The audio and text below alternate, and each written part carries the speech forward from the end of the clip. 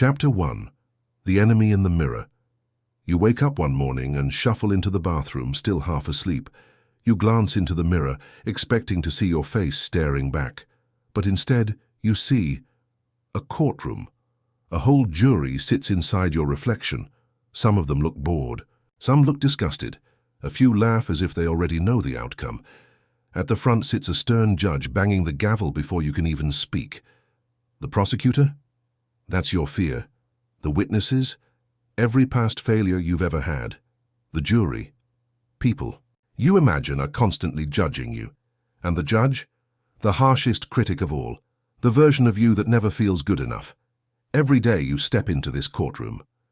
Every day the trial begins. And every day you lose. Not because the world has judged you, but because you've already sentenced yourself. This is the invisible trial of self-doubt. Unlike the villains of movies, self-doubt doesn't burst through the door with a mask and a weapon. It doesn't announce itself with booming threats. No, it's subtle. It whispers, "Are you sure you can do this? What if you fail? People will laugh at you. You're not ready yet." The voice sounds reasonable, even protective. That's how it tricks you. You obey it thinking it's keeping you safe. You hesitate on opportunities, avoid risks, hold back your authentic self, believing you're being cautious. But in reality, that whisper isn't protection. It's a cage. And every time you obey it, the bars grow thicker. Every time you nod and step back, you strengthen the prison, until one day you realize you're not avoiding failure anymore. You're avoiding life. Everything you experience in the outside world is filtered through the mirror in your head, the way you see yourself. Think about it. Success at work feels meaningless if inside you believe you're an imposter. Compliments bounce off when you think they don't really mean it. Even love feels undeserved if you secretly whisper, "Why would anyone choose me?" This is why so many people, even those who have it all, still feel empty. They've conquered the outside world, but inside they're still prisoners of self-doubt. The enemy isn't out there. The enemy is the reflection staring back. Why does this enemy exist in the first place? Strangely enough, it began as a survival mechanism. Thousands of years ago, humans lived in small tribal groups. To be cast out from your group meant danger, sometimes death. So your brain evolved to ask, am I constantly fitting in constantly? Am I good enough? Am I at risk of rejection? That instinct, once useful, now runs rampant in the modern world. Instead of worrying about being banished from the tribe, you worry about whether strangers on the internet will like your post. Instead of scanning for wild animals, you scan for disapproving glances in a meeting. Your brain thinks it's protecting you, but it's misfiring, keeping you safe and from imaginary dangers while robbing you of real growth. Let me give you a few examples. A young man has a dream of starting a small business. But every time he considers it, the mirror whispers, "You're not smart enough to handle this." He spends years stuck in a job he hates, not because he lacks ability, but because he believes the courtroom eyes in his head. A woman with artistic talent fills her sketchbooks with drawings, but when asked to share them online, she freezes. The enemy whispers, "People will mock you, they'll see how bad you are." Years pass, and the art stays hidden in dusty boxes. Even historical giants weren't free. Abraham Lincoln once confessed, "I'm now the most miserable man living. Whether I shall ever be better, I cannot tell." Greatness outside, battles inside. The mirror doesn't discriminate. It haunts CEOs, athletes, parents, and students. The reflection wears many faces, but the verdict is always the same: not enough. So how do you fight an enemy that wears your own face? The answer isn't to scream at the mirror or smash it in frustration. That only gives it more power. The first step is awareness. Imagine walking through a haunted house.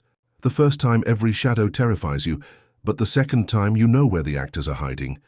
The fear loses power. Self-doubt is the same. The moment you recognize, this is the enemy speaking, you create distance. Suddenly, it's not truth. It's just a script your brain has rehearsed too many times. Awareness doesn't erase the voice, but it gives you a choice. Do I obey, or do I step forward anyway?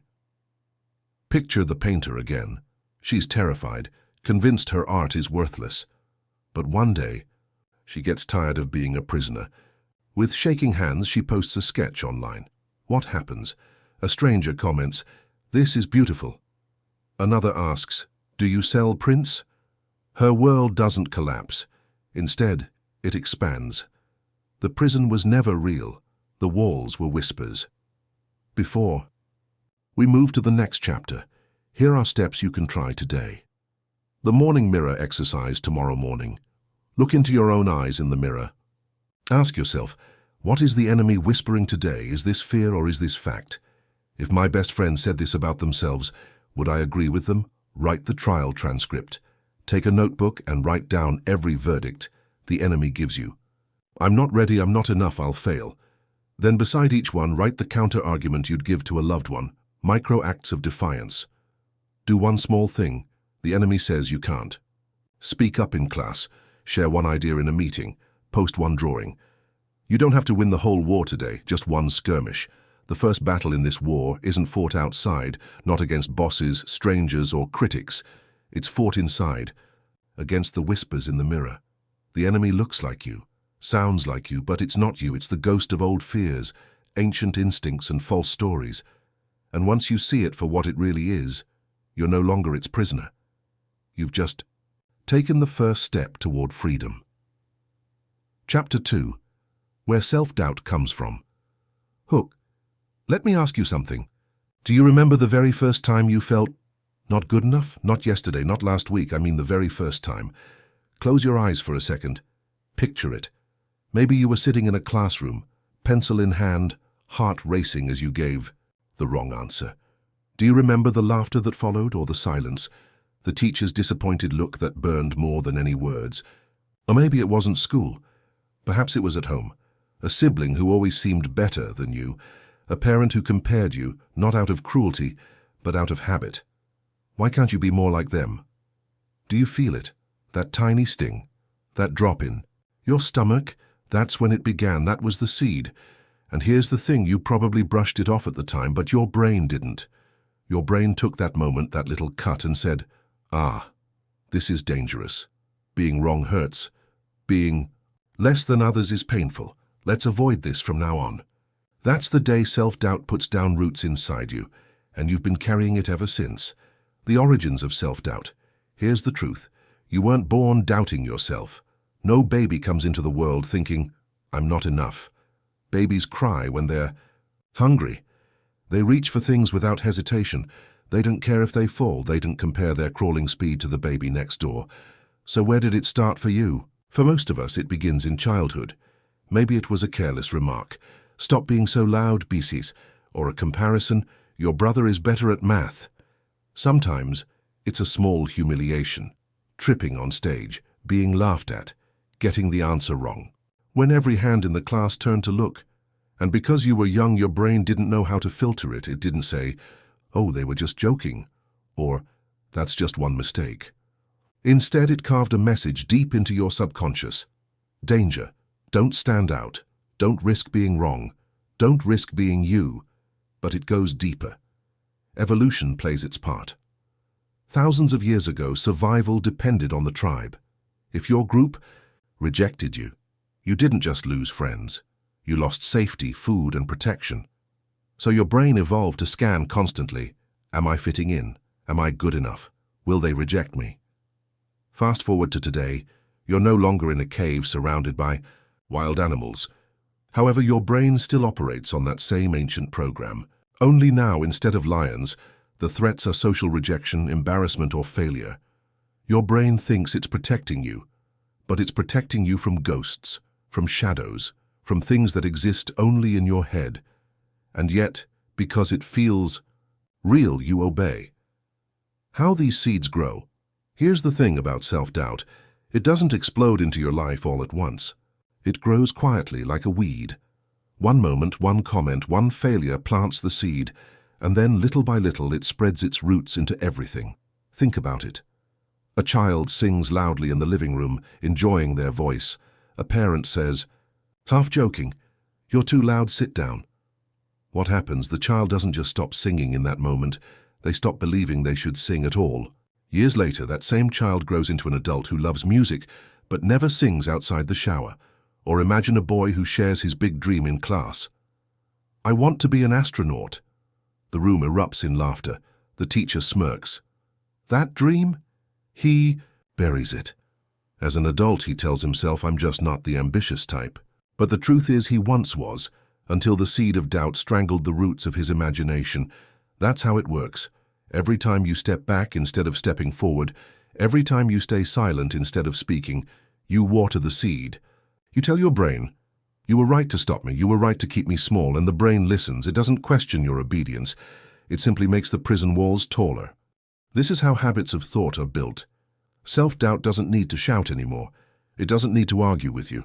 After years of repetition, it simply whispers, and you obey without hesitation. Now, let me ask you this. Where in your life are you still obeying those old whispers? Is it in your career where you stay quiet during meetings, even though you have ideas burning in your chest? Is it in relationships that you hesitate to express love because you fear rejection? Or maybe it's in creativity, where you tell yourself, you're not the type to draw, write, sing, or build. If you trace that hesitation back far enough, you'll almost always find the moment the seed was planted.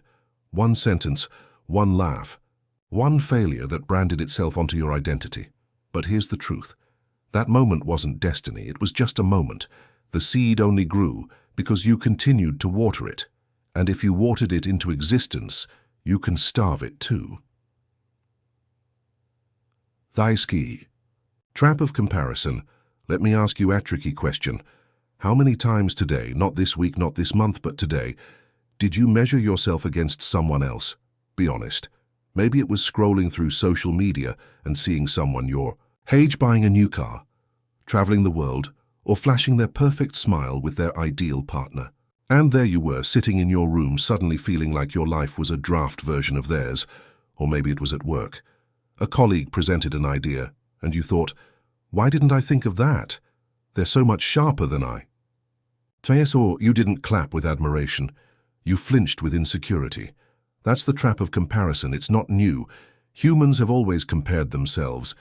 In ancient tribes, people observed who hunted more, who gathered more, and who received more attention from others.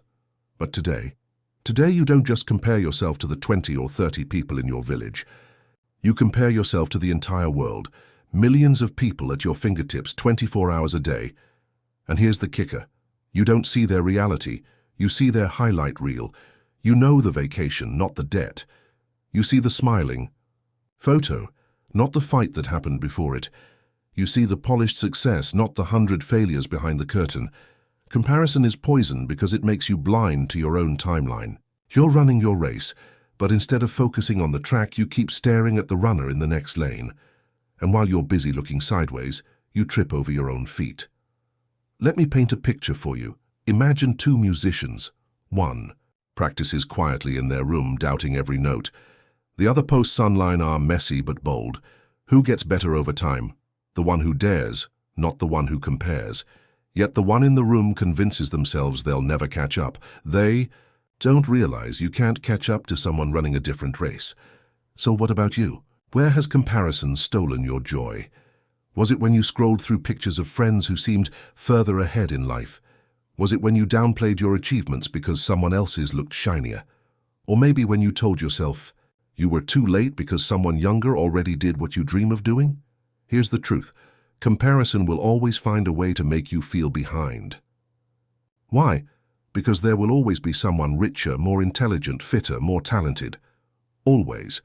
If you measure yourself against others, you've already lost. The only objective measure is this. Are you closer to who you want to be than you were yesterday? That's it. Not closer to them, closer to you. Practical takeaways, uprooting the roots all right. We've dug deep into where self-doubt comes from, childhood moments, comparisons, evolutionary wiring. But knowing the roots isn't enough. You have to do something with that knowledge. Otherwise, the enemy just nods, smiles, and goes right back to whispering in your ear. So here are 3 tools to start weakening the roots. Trace the seed. Think back to the first moment you remember feeling not good enough. Maybe it was in school, at home, or on the playground. Please write it down. Describe the scene. Where you were, who was there, what was said. Now ask yourself, Was this a fact or an interpretation? Because here's the truth. One wrong answer doesn't mean you're stupid. One rejection doesn't mean you're unlovable. That moment didn't define you. You defined yourself by clinging to it. When you separate the fact from the story, you loosen the grip of that memory. The comparison detox for 1 week. Track your comparisons.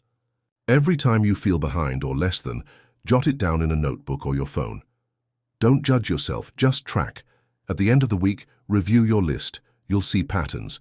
Maybe you constantly compare your career, or your looks, or your creativity.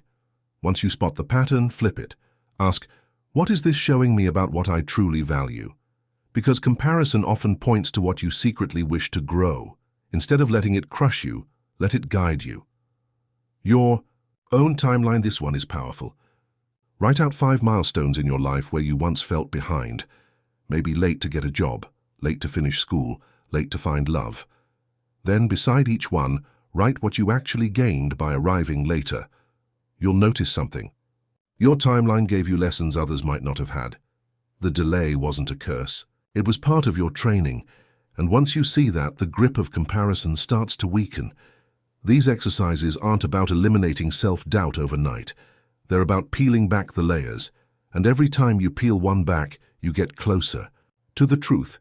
The enemy in the mirror isn't as powerful as it pretends to be. Closing transition, from roots to stories, so now you know the truth. You weren't born with self-doubt. It was planted in you through childhood remarks, through society's comparisons, through your brain's old survival wiring. But here's the scary part. Once those seeds were planted, they didn't just sit quietly. They grew into something even more powerful. The stories you tell yourself every single day, because doubt doesn't just live in the past. It rewrites your present. It whispers, I can't do this because I've never been good at it. It mutters, people like me never succeed. It insists, I'll fail because I always fail. These aren't facts, they're stories, repeated so many times you mistake them for truth, and that's where we're heading next. In the next chapter, we will confront those stories. We'll dig into the inner narrator who's been scripting your life in the background. Because, until you challenge those stories, you'll keep living inside them. So take a deep breath, you've uncovered the roots. Now it's time to tear down the lies they've grown into. Chapter 3. The stories we tell ourselves. Meet your inner narrator. Have you ever noticed the voice in your head that never seems to shut up? I don't mean the voice that reminds you to buy milk or pay the bills. I mean the other voice, and the one that narrates your life like a bad documentary. You wake up late and it says, of course. You're always behind. You hesitate before speaking up and it whispers, you're not the confident type. You fail once and it declares, see, you're destined to fail again. This narrator isn't neutral. It isn't very objective, and worse, it's repetitive. It doesn't invent new lines. It just replays the same ones over and over until you start believing them. Think about it. When was the last time you called yourself something? Lazy, awkward, unlucky, shy, unlucky, in love? You probably didn't even notice it. But those words weren't just descriptions, they were stories, and stories once repeated enough become cages. Because here's the hard truth, most of your limits aren't set by reality. They're set by the stories your inner narrator won't stop telling. And unless you take back the pen, those stories will keep writing your future before you've even lived it. What are these stories? Let's strip it down to the basics. Self-doubt doesn't just live in a single thought. It mutates, it takes root, and then it grows into stories. The running scripts you tell yourself about who you are and what you can or can't do. Now, you might not call them stories. In your head, they sound like plain facts, but listen closely. I'm just not the type of person who succeeds. I'll never be good with money. Relationships always end badly for me. I'm terrible at public speaking. Do you see it? Those aren't facts, they're sentences you've rehearsed so many times they feel like the truth. But the truth is different. Truth is evidence, truth is measurable. Saying, I failed this test once is a fact. Saying, I'm stupid is a story. Saying, that person rejected me is a fact. Saying, I'm unlovable is a story. Stories are how your mind connects dots that don't actually belong together. One failure becomes a lifelong curse. One heartbreak becomes a permanent identity. One moment of fear becomes a lifelong limitation. And here's the tricky part. Stories don't shout. They whisper. They don't stand in front of you with a warning sign. They sit in the background, humming like elevator music. You barely notice them, yet they guide every step you take.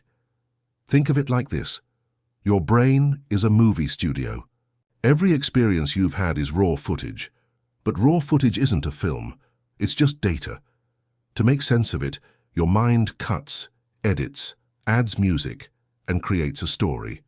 And then, instead of saying, here's one possible version, your brain insists, this is the only version, this is who you are, but it's not. It's just one cut of the film, one script out of thousands you could write. Let me turn it back on you. What are the stories you've been carrying? Think about the phrases that start with, I'm just not the kind of person who... Things like this never work out for me because I always, or I never, those little patterns. Those are the invisible chains. They're not chains around your wrists or ankles. They're chains around your choices, and until you start questioning them, they'll keep guiding you. Not toward your future, but back to the same past you're trying to escape. The power of repetition. Let me tell you something about your brain. It's lazy, not in a bad way, in an efficient way. It loves shortcuts. It doesn't want to figure things out from scratch every time. So when a thought gets repeated often enough, your brain stops questioning it. It stamps it as truth and files it away. That's why the stories you tell yourself become so powerful. They don't need to be true. They just need to be repeated. Think of it like walking through a field. The first time it's tough. Tall grass scratches your legs, and you have to push hard to make a path. But if you walk that same route every day, the grass bends, then it flattens. Soon it's not just a trail, it's a road. Eventually you don't even notice you're walking it. You just do. That's what repetition does in your brain. A thought repeated once is just noise. A thought repeated 100 times becomes a belief. A thought repeated 1,000 times becomes your identity. Let me give you an example. A child fails a math test once and says, I'm bad at math. That's just a thought. But then the thought gets repeated. Every new math problem feels like proof. Each mistake reinforces the story. By the time that child grows up, it's not just a thought anymore. It's who they believe they are. And here's the most dangerous part. Once a story becomes identity, you don't even test it anymore. You don't ask, am I terrible at math? You just avoid the subject entirely. You've closed the book on yourself before the chapter was even written. Now pause and ask yourself, what's the phrase you've repeated so many times it feels like a fact? Maybe it's I'm shy, or I'm unlucky, or I always mess things up. Those aren't random phrases, they're well-worn trails your brain has turned into highways, but highways can be rerouted. Trails can grow over if you stop walking them. And just as repetition built the story, repetition can break it. So the real question isn't, what stories are you repeating? The real question is, are you willing to write a new one and repeat that instead? The prison of identity. Here's the strange thing about self-doubt. After enough repetition, it stops feeling like an enemy and starts feeling like home. Think about it. If you've been telling yourself, I'm shy, for years, that story doesn't just describe you. It defines you. It's not a passing thought anymore, it's your identity. And once something becomes identity, you'll defend it, even when it's hurting you. That's the real prison. The bars aren't made of iron. They're made of sentences that begin with, I am terrible with people. I am unlucky. I am not creative. I am the type who always fails. Do you see the trap? These aren't opinions you hold, they're laws you live by. And once you accept them as laws, you stop questioning them. You never try to escape because you don't realize you're imprisoned. But let me ask you this. When did you first decide these laws were true? Who gave you the badge that said, unlucky person? Who handed you the certificate that declared, always fails? No one. You wrote it, you signed it, you hung it on your own wall, and because it feels familiar, you call it truth. There's comfort in that prison. As painful as it is, it's predictable. You don't risk rejection if you Never put yourself out there. You don't risk failure if you never try. You don't risk heartbreak if you never open up. The story keeps you small, but it also keeps you safe, but not free. Now, here's the question only you can answer. What label have you been wearing? So long that you can't tell if it's clothing or skin. Pause on that, really think about it, because until you can't peel it off, until you can see the label, and peeling it off is the first crack in the prison wall. Breaking the script. Here's the turning point. The stories you tell yourself aren't carved in stone. They feel permanent, but they're just drafts, rough copies. And drafts can constantly be rewritten. The problem is, most people don't realize they're the writers. They think life is a book someone else handed them, and all they can do is read the lines. But that's not true. You are not just the character in the story, you are also the storyteller. Take Thomas Edison. People love to say he failed thousands of times before inventing the light bulb. But Edison never told that story. He didn't say, "I failed again and again." His version was different. "I found thousands of ways that didn't work." See the shift? The facts were the same, but the story was different. And because the story was different, the ending was too. Or think about Michael Jordan, cut from his high school basketball team. By the old script, that meant, "You're not good enough." But Jordan didn't accept that script. He rewrote it as, "This will fuel me to work harder than anyone else." And we know how that story ended. So what about you? Which script are you clinging to? Maybe yours sounds like, "I always procrastinate. I'm terrible with people. I'm not cut out for success." What if you treated those as drafts, not final copies? What if you picked up the pen and rewrote the ending? Here's the secret. You don't have to believe the new story right away. You just have to start telling it. Precisely, repetition made the old script feel true. Repetition can make the new one real. So the next time you catch yourself saying, stop. Ask, is this a prison sentence or a line I can rewrite? Because the day you stop accepting the script is the day you start directing the movie. Practical takeaways. Rewriting your story or write.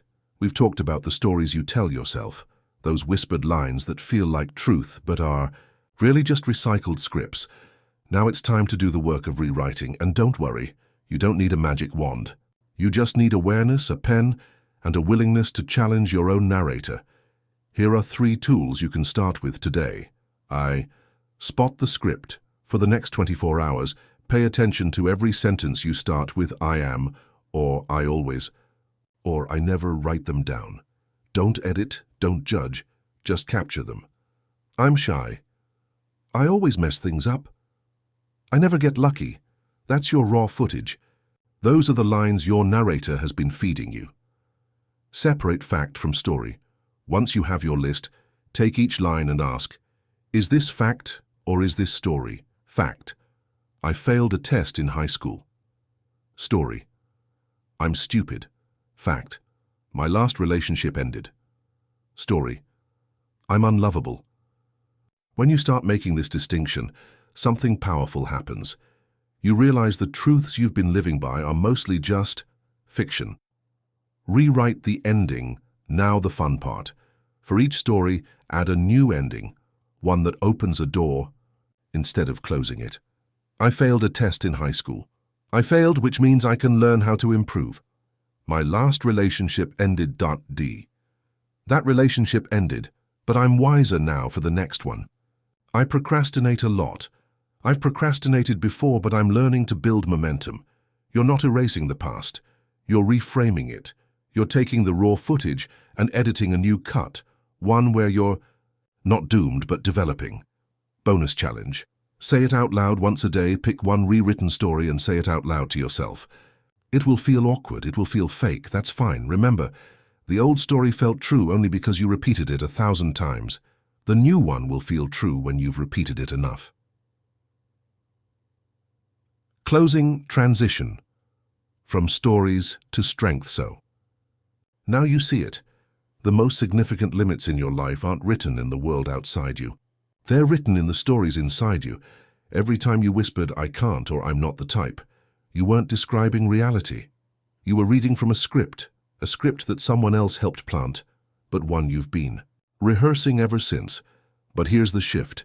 You don't have to keep acting in that old play. You can walk off stage, you can pick up the pen, you can start a new draft, and once you realize you're not the character but the storyteller, you unlock something powerful: choice. The choice to edit, to rewrite, to create. But rewriting the script is just the beginning, because here's the question that comes next. Once you've torn down the old story, what do you build in its place? That's where we're heading.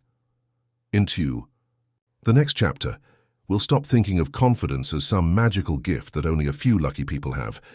Instead, we'll treat it like what it truly is: a muscle. Something you can train, strengthen, and grow, no matter how weak you feel right now. So take a breath. You've torn down the lies. Now let's start building strength. Chapter 4. Confidence as a muscle. The myth of confidence. Picture this. You walk into a room and there's that one person, shoulders relaxed, smile easy, voice steady. They seem untouchable. Everyone gravitates toward them like planets orbiting the sun. And what do you think? Wow, they were just born like that? Some people have confidence, some don't. I just wasn't lucky enough to get it. If that thought has ever crossed your mind, let me tell you right now, you've been sold a lie. Confidence isn't a genetic lottery ticket. No one comes out of the womb giving flawless speeches and striding into boardrooms like royalty. Babies cry, stumble, and fall. Children often doubt themselves, feel embarrassed, and feel small. Every confident person you've ever admired started out unsure. The only difference? They trained it. Confidence isn't magic. It's a muscle. And just like any muscle, if you never use it, it stays weak. But if you work it, rep after rep, challenge after challenge, it grows. Slowly at first, then stronger, then unshakable. And here's the best part. You don't have to wait to be born confident. You can start training today. Doesn't matter how nervous, how shy, how doubtful you feel right now. Because the person you're comparing yourself to? They were once exactly where you are. The myth says confidence is a gift. The truth? Confidence is a workout. Confidence isn't magic. It's practice. Here's a truth most people don't want to believe. Confident people aren't special. They're practiced. We love to imagine that confidence is something mystical, a spark you're either born with or forever missing. It's easier to think, they have it, I don't, than to admit, they practiced and I haven't. Yet. Let me prove it. Think about the first time you tried something new, riding a bike, swimming, or learning to drive. Were you confident? Of course not. You were shaky, clumsy, awkward. You second-guessed every move. And yet, the more you practiced, the more natural it became. What was once terrifying became automatic. Confidence works the exact same way. Take public speaking. The first time you stand in front of a crowd, your palms sweat, your voice shakes, your brain screams, run. But the 10th time, the 20th time, the 100th, you're calmer. Maybe even comfortable. Not because you magically became confident, but because practice rewired your brain. Every confident person you admire has a backstory of hard work and practice. Actors rehearse, athletes drill, leaders speak, fail, adjust, and speak again. The finished product looks effortless, but behind the curtain is repetition, mistakes, and more practice than you'd ever imagine. So let me ask you, what if you stopped waiting for confidence to show up, magically appear, and instead treated it like a skill to practice? Because here's the secret. Confidence doesn't come before you act. It comes after. You don't wait until you're confident to speak up in the meeting. You speak up and then confidence follows. You don't wait until you're confident to apply for the job. You use it, and each step builds the trust you thought you lacked. Confidence is not the fuel. It's the fire that starts when you strike the match. The science behind the muscle. Here's where it gets exciting. Confidence isn't just a fluffy idea. It has biology on its side. Your brain is wired to change, to adapt, to grow. The scientific word for it is neuroplasticity, which simply means your brain builds new pathways every time you practice something. Think of your brain like a forest. Each time you think a thought or take an action, you're walking a trail through the trees. Walk it once, and the grass pops back up. Walk it 100 times, and the grass flattens.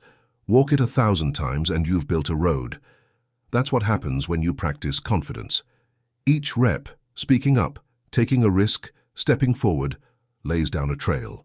Eventually, that trail becomes the default path your brain takes. Instead of rushing to fear, it starts defaulting to courage. And here's another piece of science. Your body is wired for what's called exposure therapy. Ever notice how the first time you try something terrifying, your heart pounds, your palms sweat, your throat goes dry? That's your nervous system firing alarms.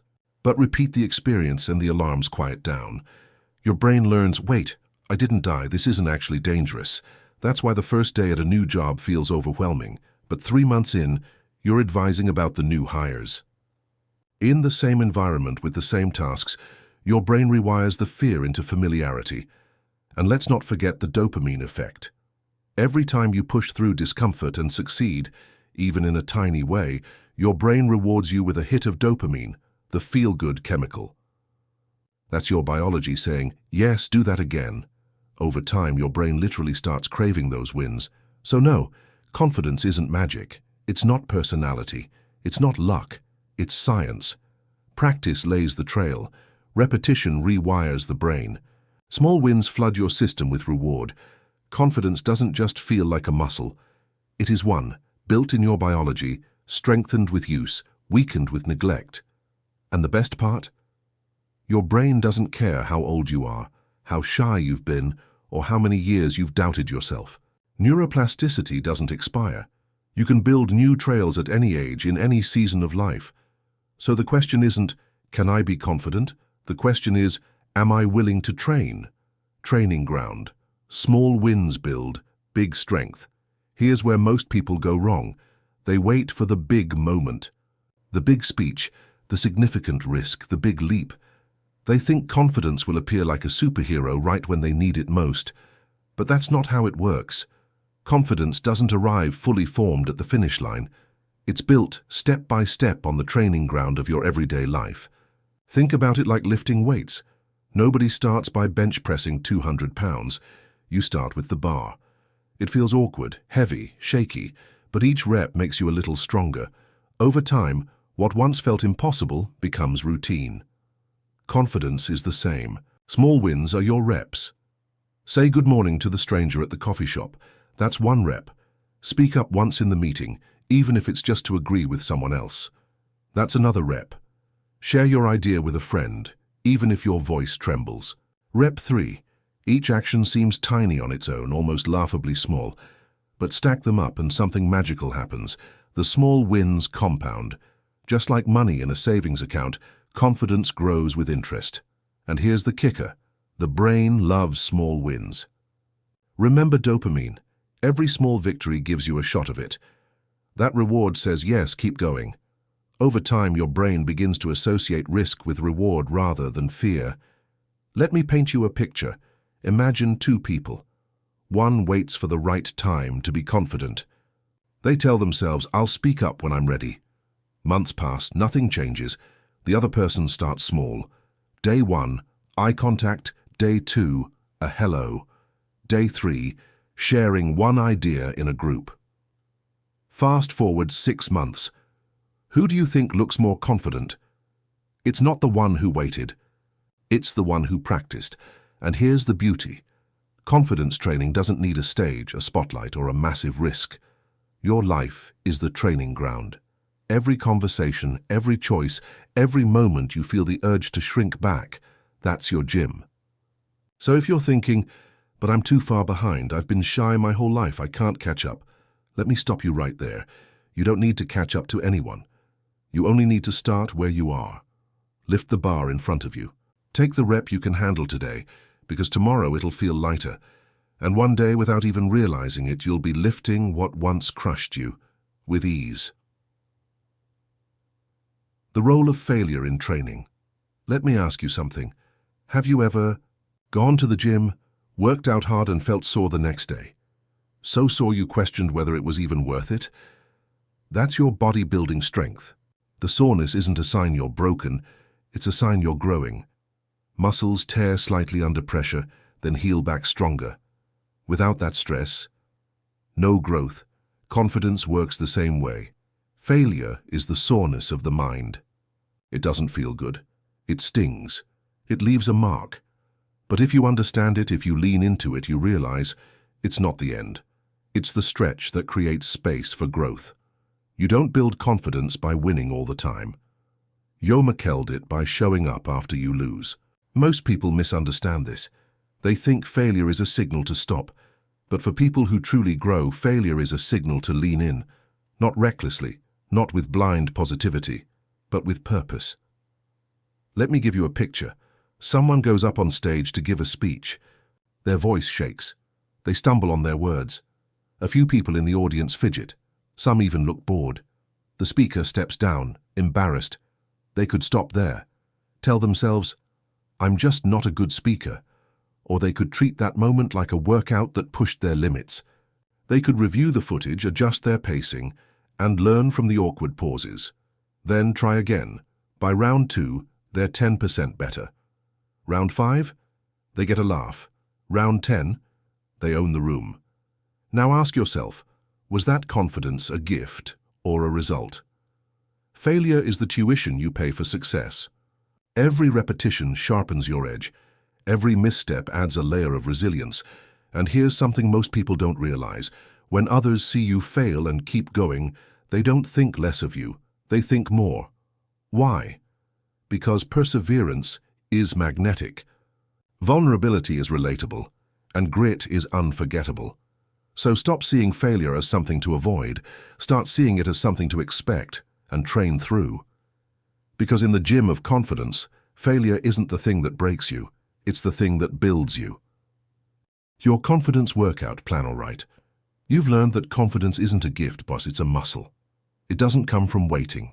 It comes from training. Now let's get practical. You don't need a stage, an audience, or a dramatic life moment to build confidence. You need structure, you need reps, you need consistency. So here's your confidence workout plan. No equipment required. 1. The daily rep. 1 stretch. Every day, pick one small thing that makes you just slightly uncomfortable. Not terrifying, just painful enough that your brain says, maybe not today. Then do it anyway. Some examples. Ask a stranger for directions even if you know the way. Share your opinion in a group chat instead of lurking. Volunteer to open the meeting even with a simple hello. Try something for the first time, even if it's small. Why it works. This is your barbell, your lifting psychological weight. Do it daily, and your threshold for discomfort will expand, quietly, steadily, without you realizing it. 2. The confidence log. Track your reps, get a notebook, call it the confidence log. Every day after your rep, write down, what you did, how you felt before, how you felt after, what you learned, why it works. Your brain has a negativity bias. It remembers what went wrong more than what went right. This log trains your mind to notice wins, record growth, and reinforce change. Over time, you'll flip through the pages and see proof. You are getting stronger. 3. The stacking effect. Build, don't leap. Don't chase giant leaps. Stack. Small wins. Here's a sample confidence progression plan. Week 1-2, eye contact plus greetings. Week 3-4, speak in small groups. Week 5-6, share your work publicly, social post idea, video. Week 7-8, host, lead, pitch, or perform, something bigger. Why it works. Stacking wins rewires your identity. Confidence isn't I did one bold thing, it's I show up every day, no matter what. 4. The post-failure ritual, recover like an athlete. When you stumble, and you will do this, write what happened. Write what you'll do differently next time. Speak to yourself like a coach, not a critic. Why it works. Athletes don't quit after a bad game. They review the footage. You're an athlete of the mind now. Mistakes are your film. Study them. Train smarter. 5. The lock-in. Create a ritual select, a simple ritual to solidify your mindset. Something that says, this is who I am now. Examples. A mantra you say after your daily rep. I did the hard thing. A gesture, like a fist pump, stretch, or breath. A victory playlist you play after doing something. Bold why it works. Rituals send a signal to your subconscious. This version of me is real. And your brain, like a well-trained muscle, responds to repetition. Confidence doesn't belong to the fearless. It belongs to the ones who show up even when their voice shakes. The ones who stretch, stumble, and still keep going. The ones who rep it out. Starting today, you are one of them. You've entered the gym, you've made a shift. You're not waiting for confidence anymore. You're building it, one rep at a time. You've stepped into the gym, not of weights and machines, but of yourself. Every moment of hesitation is now a training opportunity. Every small action you take, even when your stomach flips and your palms sweat, is a rep in the right direction. Now you know the truth. Confidence isn't a trait you either have or don't. It's a skill, a system, a strategy, and the beautiful part? You've already started training. You've already done more than most people ever will. You stopped believing it was out of your hands. But here's the thing. Most people quit, not because they aren't capable, but because they can't see the results fast enough. That's why the next chapter matters more than ever. In Chapter 5, The Power of Small Wins, we're going to zoom in, not on the big moments, but the tiny victories. The ones you usually overlook. The ones that seem meaningless at the time but stack into something unstoppable, because you don't build confidence by winning once, you make it by winning minor over and over again, until the voice that once said, "I can't," is completely drowned out by the one that says, "I do this now." Let's keep going. The next rep is waiting. Chapter 5, The Power of Small Wins. Why Big Change Fails and Small Wins. Work, let me guess. At some point, maybe more than once, you woke up and said, "That's it. I'm done being stuck." Everything changes today. You threw out the junk food, rewrote your life goals, opened a new journal, and maybe even made a dramatic social media announcement. New era. Watch this space. And for a few days, you were on fire. You were early to rise, disciplined to the minute, inspired by the version of you finally believed you could become. But then, life happened. You missed one day, then two. Then suddenly all that fire turned into guilt, and the old story crept back in. See? You can't stick to anything. Sound familiar? You're not broken. You're just human. And you've been tricked. You've been sold a myth that says change has to be massive, loud, cinematic. That if your growth doesn't come with fireworks, it's not real. But here's the truth that changes everything. Small wins are the real engine of transformation. They don't get applause, they don't go viral. They don't feel world-changing in the moment, but they are. Because every time you win, just a little, you tell your brain, progress is happening. You start building trust in yourself. You start stacking evidence that you can do hard things. And over time, those tiny, unimpressive steps become something unshakable. They become identity. Significant change is loud, but it fades. Small wins are quiet, but they compound. And in this chapter, I'm going to show you how to find them, stack them, and use them to completely rewire how you show up in your life. Without the drama. The psychology of micro-momentum. Let me tell you something your brain won't admit out loud. It doesn't need you to move mountains. It just needs to feel like you're moving. You don't need massive victories to feel powerful. You need momentum. That subtle internal shift from I can't to maybe I can. And the fastest way to build that momentum. Small wins. Here's why. Your brain is constantly scanning for feedback. Are we progressing or failing? Are we stuck or evolving? Every small win, no matter how minor, sends a signal. We're moving forward. That signal triggers a burst of dopamine, your brain's internal yes chemical. Dopamine doesn't just make you feel good. It fuels motivation, memory, and attention. In fact, a study from Harvard Business School is titled The Progress Principle. They found that the single most powerful driver of motivation in the workplace wasn't praise, bonuses, or leadership speeches. It was making consistent progress, even on small tasks. Why? Because progress makes you believe your effort matters. It turns your actions into evidence. Think about how video games are designed. You don't start by slaying the final boss. You start by collecting coins, leveling up, and clearing easy quests. Each small win gives you that satisfying ding, that rush of progress. And before you know it, you're hooked. Not because you're conquering kingdoms, but because the game is feeding you micro-momentum. Now here's the twist. Life works the same way. You don't need to write a book this week. You need to write one sentence. You don't need to transform your body overnight. You need to show up for a walk. Each of those actions, small as they seem, counts. They are not just tasks. They are neurological investments. You're rewiring your reward system to crave growth instead of perfection. Most people never change because they're addicted to the fantasy of transformation, but allergic to the process of it. They want the summit, but refuse to take the first step.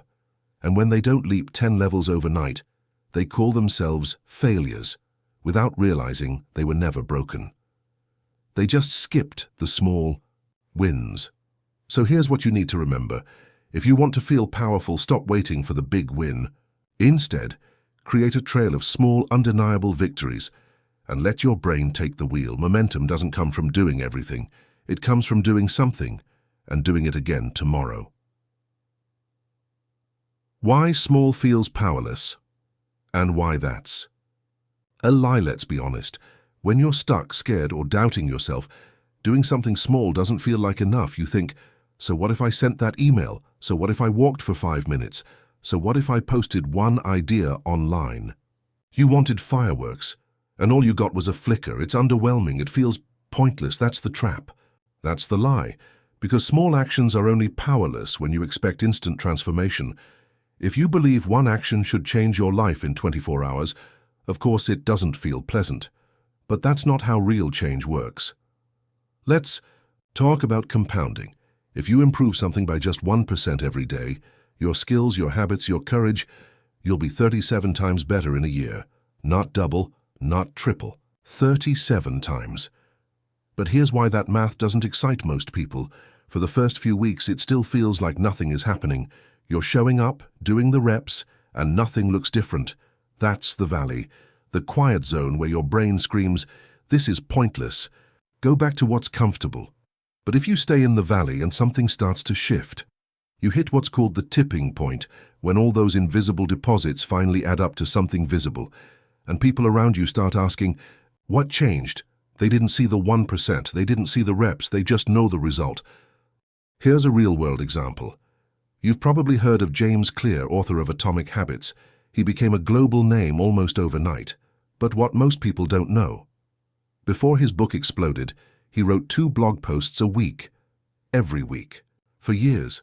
Tiny, consistent effort, compounded into authority, trust, and mastery. Small didn't feel powerful then, but small is why it worked. Now let's bring it back to you. Think of one thing you do now that used to terrify you. Maybe it's speaking up. Perhaps it's showing your work. Maybe it's just setting boundaries. You didn't get there by flipping a switch.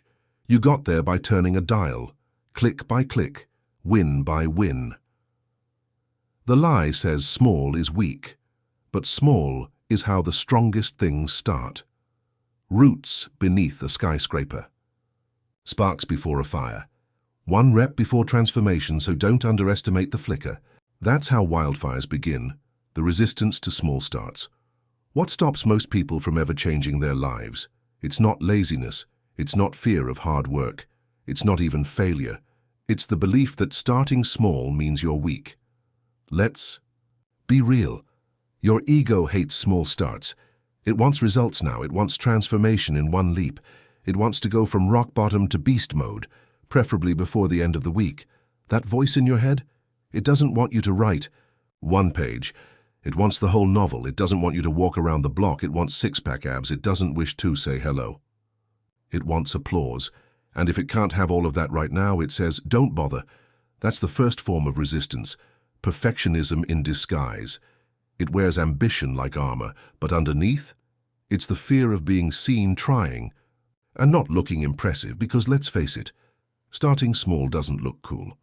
No one claps when you show up for 5 minutes. No one throws you a party for showing up nervous, shaky, or unsure. But that's the catch. You have to be willing to look small in the short term to become unshakable in the long term and die. Here's the brutal truth.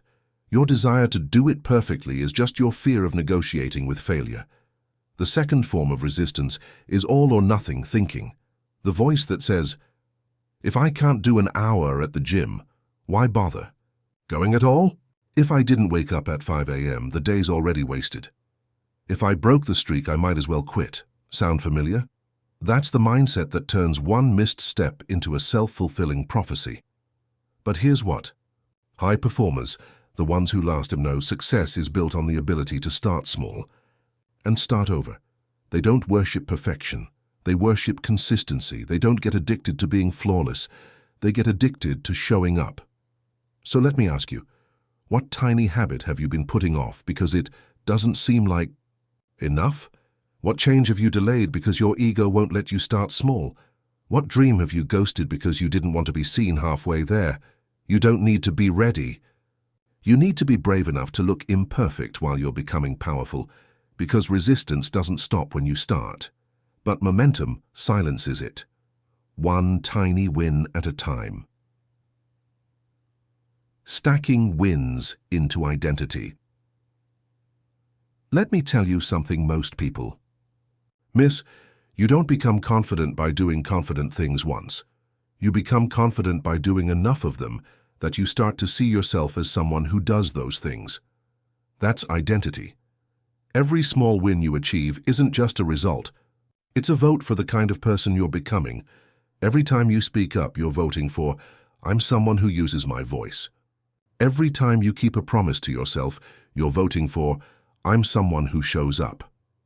Every time you face fear, even a little, you're voting for, I am the kind of person who does hard things. The votes may seem insignificant at first. You'll still hear the old identity whispering, that's not who you are. But over time, if you keep stacking wins, even tiny ones, the whisper gets quieter. The new voice grows louder, and that voice doesn't ask, can I do this? It says, this is just what I do now. That's how identity works. Let me paint the picture. Imagine your identity as a jar. Every action is a marble. Each time you take action aligned with the person you want to be, you drop a marble into the jar. At first, it doesn't seem to matter. One marble, who cares? Two, still looks empty. But keep going day by day, tiny wins, tiny marbles. Eventually, the jar gets heavy.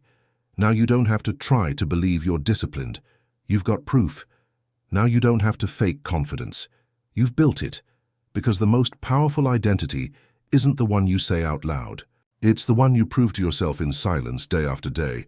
And here's the twist. Most people try to change their identity first, by thinking their way into it. But you don't think your way into a new self. You act your way there. The more wins you stack, the more solid that identity becomes. And one day, someone will look at you and say, you're so confident, you're so disciplined, you're so driven. And you'll smile, because you'll know the truth. You weren't born that way. You stacked your way here, one quiet win at a time. Your win stack system, you've done the deep work. You've learned how small wins create momentum. You've seen how those wins rewrite your identity. Now let's build your system, not a to-do list, a structure for stacking wins. Daily, quietly, permanently. Because confidence isn't built in breakthroughs. It's built in patterns. And your win stack system is how you build that pattern into your life. 1. The rule of 3. Track 3. Small wins. Every day, every night, write down 3 small wins from your day, no matter how minor, no matter how unremarkable. If it moved you even one step forward, it counts. Examples: sent a message I was scared to send, spoke up once when I usually stay quiet, showed up even when I didn't feel like it. Why it works. Your brain is wired to forget. Your progress.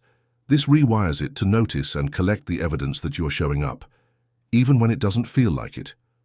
Do this daily. No skipping. Even if the only win was, I got out of bed. That's a rep. That's a marble in the jar. 2. Use the win multiplier. After writing each win, ask yourself, what does this action say about me? If I did this every day, who would I become? Example: win. I said no to something I didn't want. Reflection: I'm becoming someone with boundaries. Future: if I keep doing this, I'll build self-respect. Why it works. You're not just noticing wins, you're translating them into identity. That's where the real power lives. 3. Repetition. Over perfection. Your goal is not to win big. Your goal is to win small, every day. If you mess up, fine. Select the next micro win and complete it. Done. Don't overthink it. Don't wait until you're motivated. Just drop another marble in the jar, because the day you show up, after you feel like you failed, that's a win worth more than 100 perfect ones. Build your win book. Start a document, a journal, a file, and every week copy your favorite wins into it. Call it your win book. Why? Because your future self will forget how far you've come.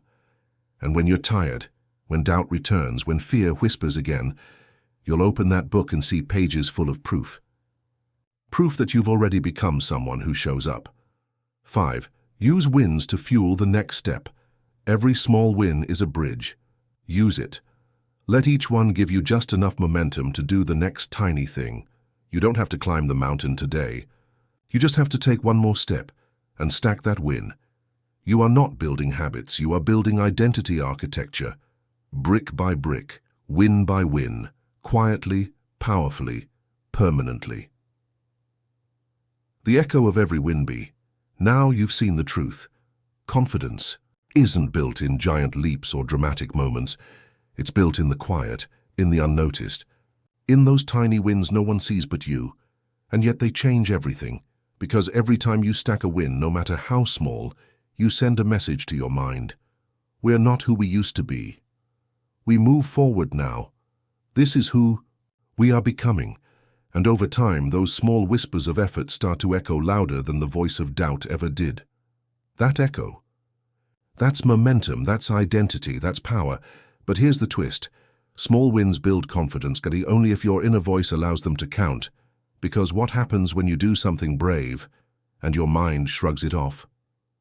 What happens when you take a risk and your own voice says, big deal, anyone could have done that? That voice is your narrator. And if the narrator doesn't change, no amount of wins will ever feel like enough. That's why in the next chapter, we're going inside the mind. We're going to confront the voice behind the curtain. The one that comments on everything you do, the one that whispers criticism, plays old tapes, and questions your every step. Until you rewire that voice, it will continue to downplay your progress and amplify your doubt. But once you change it, you change the entire story. Let's go there. Chapter 6. Rewiring your inner voice. You are not the voice in your head. Let's start with a question most people never ask. Who's talking in there? And why do you always believe them? All day long, from the moment you wake up to the moment you fall asleep, there's a voice narrating your life. It comments on everything. It critiques your reflection in the mirror. It grades your conversations. It judges your progress, your dreams, your effort, often without mercy. And the wild part, you rarely question it. It says you're not ready, and you nod in agreement. It whispers you always screw things up, and you shrink without resistance. It casually throws out, you're falling behind, and your heart sinks like it's gospel. But here's the truth. That voice, the one in your head, isn't you. It's a narrator. It's a program. And unless you edit the script, it'll keep reading from the same outdated, fear-filled draft you've been carrying for years. See, your inner voice isn't evil. It's just scared. It was shaped by old pain, old patterns, and people who didn't see your worth. That tries to keep you safe, not realizing it's also keeping you small. So if you're tired of taking bold action only to have it torn down by your own thoughts, if you're sick of stacking wins while your mind refuses to let you feel like you're enough, if you're ready to stop being your own worst enemy, then it's time to meet that voice, challenge it, and most importantly, rewire it. Because once you do, that inner voice, the one that used to hold you back, becomes the one that carries you forward. Let's begin. Meet the narrator, the voice behind your actions. You wake up in the morning, and before your feet even hit the floor, it begins. You're behind already. You should have gotten up earlier. You're wasting time again. Who is that voice, and why does it talk to you like you're in a lifelong competition you never signed up for? Let me introduce you to someone you know better than anyone else. Even if you've never truly met them, Your inner narrator. They've been with you for years, not just watching, interpreting, not just commenting, controlling. This voice doesn't just describe your life, it defines it. It determines what constitutes a success and what constitutes a failure. It decides if you should feel proud or ashamed. It decides whether you take the next step or talk yourself out of it. But here's the wildest part. You weren't born with this voice, you built it piece by piece, criticism by criticism, comment by comment.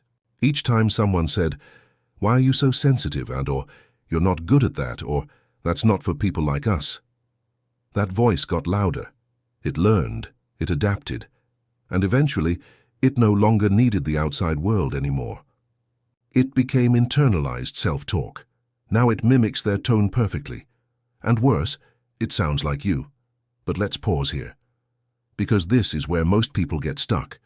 They think, if the voice sounds like me, it must be me.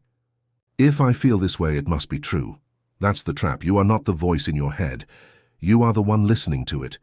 You are the observer, the consciousness, the author, not just the character. And once you separate from that voice, you gain power over it. So let's do that now. Think of a moment when you held yourself back recently. Didn't apply, didn't speak up, didn't try. What did your inner voice say at that exact moment? Who do you think you are? You'll embarrass yourself. Someone else is better. You're not the kind of person who does that. That wasn't a reason, that wasn't reality. That was your narrator reading an old script. One written years ago, probably by people who stopped evolving long before you did. And now, you're still living by it? Still letting that script run the show? No more. In this chapter, we're not going to fight the voice. We're going to understand it. We're going to question it. And eventually, we're going to retrain it. Because the narrator is behind your actions. It can change. It must change. And you, not your past, not your fears, not their voices, get to write the next draft. How this voice shapes your life. Imagine. For a moment that you walk into a room full of strangers, you feel a little nervous, totally normal. Now pause. How you experience that moment depends entirely on your inner narrator. If your voice says, "They're probably judging me. I don't belong here," you shrink, you withdraw, you hesitate. But if it says, "Everyone feels awkward at first. Just find one person to connect with," you breathe easier, you move, you engage. Same room, same people, same you, completely different reality. That's the power of the inner voice. It doesn't just describe what's happening, it alters it, it filters it. It defines whether a moment becomes a reason to step forward or an excuse to back down. Let's go deeper. The filter of the mind, your brain, isn't a camera, it's a narrative machine. It doesn't record life objectively. It tells stories about what happened, and those stories shape how you feel. Get a promotion? Your voice might say, "You got lucky. Don't mess it up." Now, instead of pride, you feel pressure. Mess up a presentation. The voice whispers, "Of course, you always choke." Now, instead of learning, you spiral into shame. Have a good idea. It's not good enough. Don't embarrass yourself. So you keep it to yourself. And the world misses out. Not because you lacked talent, but because your narrator killed the idea before it ever had a chance. Over time, these stories become your beliefs, and beliefs become rules. I'm not creative. I'm not good with people. I don't finish things. This is just who I am. But let me ask you, is that who you are? Or who's your narrator decided you are? Because here's what's wild. If you change that voice, the whole movie changes. Two people. Same day, different narrators. Let's say 2 people have the same exact day. They oversleep, miss a meeting, get a negative comment online, and end the day feeling unproductive. One person's voice says, "See, you're a mess. This is why nothing works. Just give up." The other's voice says, "Rough day. Let's reset. Tomorrow's a fresh shot." One spirals, the other recovers. Same events, same failures. Different narrators, different life paths. That's how much is at stake. Cognitive distortions, the narrator's favorite tools. Psychologists call them cognitive distortions. mental habits that twist reality. Catastrophizing, this one mistake will ruin everything. Overgeneralizing, I failed once, I'll always fail. Personalization, if something went wrong, it must be my fault. Mind reading, they probably think I'm stupid. Sound familiar? These distortions are the building blocks of a toxic inner voice. They make the most minor errors feel like permanent flaws. They drain the progress of all meaning. They make confidence feel unreachable, even when you're improving. But here's the truth. Your narrator isn't trying to destroy you. It thinks it's protecting you. It learned that doubt, hesitation, and retreat keep you safe from failure, judgment, and disappointment. But now, that protection is costing you your potential. You see, it's not just about the voice. It's about the frame it puts around everything you do. And until you become aware of that frame, you'll keep wondering why you never feel like you're enough, even when you're doing everything right. That ends here, because now you know what's been happening. And in the next section, we'll start rewriting the script. How to challenge the voice. You can't fight the voice in your head by yelling over it. That's like trying to put out fire with fire. It just grows louder, more defensive, more convincing. But here's the good news. The voice isn't a monster. It's just untrained. A rough draft of protection, fear, shame, and memory that's been scribbled in the margins of your story for years. Challenging it doesn't require aggression. It requires awareness, patience, and a new kind of internal leadership. The first step is to notice when the voice is speaking. Most of us don't. We hear the words, feel the emotion, and assume it's true. But you are not your thoughts. You are the one hearing your thoughts. That one distinction cracks the door open. The second step, start using the 3L framework. A simple, powerful way to interrupt the cycle and take control of the narrative. The first L is label. When a harsh thought shows up, I always mess things up, or no one takes me seriously. Pause. Please don't believe it. Label it. Say to yourself, that's my fear voice. Or that's old conditioning showing up. Labeling creates distance. It reminds you that this voice isn't divine prophecy. It's just a habit your brain has rehearsed too many times. The second L is loosen. The voice in your head loves speaking in absolutes. Always, never, everyone, no one. Loosen its grip by adding simple phrases like, for now, or in this moment. So instead of, I can't do this, you say, I'm struggling with this right now. Instead of, I'm not good enough, you shift to, I haven't figured this out yet. That one word, yet, is a door to possibility. You're not rejecting the thought. You're just refusing to let it trap you in cement. The third L is lead. This is where you consciously step in and guide the moment. Ask yourself, what would a wiser, kinder version of me say right now? Or, if I were coaching a friend through this, what would I tell them? Then say it to yourself, out loud if you have to. At first it might feel awkward, but over time this rewires your default inner dialogue. It takes repetition, yes, but it works. Because leadership isn't about never hearing doubt. It's about refusing to let it drive. Here's the thing. You won't silence the inner voice completely, that's not the goal, but you can change your relationship to it. You can stop letting it dictate your self-worth. You can interrupt it before it spirals out of control. And you can, moment by moment, train it to speak with honesty instead of fear, with growth instead of guilt. And once that shift begins, it doesn't just change how you think, it changes how you act. Because when the voice becomes your ally, even a gentle one, you stop tiptoeing through life. You start showing up, fully, creating a new inner. Script every day your brain is running a mental movie, and that voice in your head is the narrator, whispering the storyline as you go. The question is, who wrote the script? Was it you? Or was it someone else? A parent, a bully, a partner, a teacher, a younger version of you who only knew survival, not growth. Most people walk through life reciting a script they never consciously chose to follow. And it shows. The character they play is hesitant, the plot is stuck, the tone is defensive, insecure, and doubtful. They say they want change, but they're Inner voice keeps handing them the same tired lines. You don't have what it takes. They won't respect you. You're too late. But here's the radical truth. You can rewrite the script. Right now. Today. No permission needed. Start. With this simple but powerful realization, your thoughts are not sacred. They are programmable. They are elastic. And the voice that narrates your life can evolve just like any other habit, through repetition, intention, and pattern disruption. So let's begin.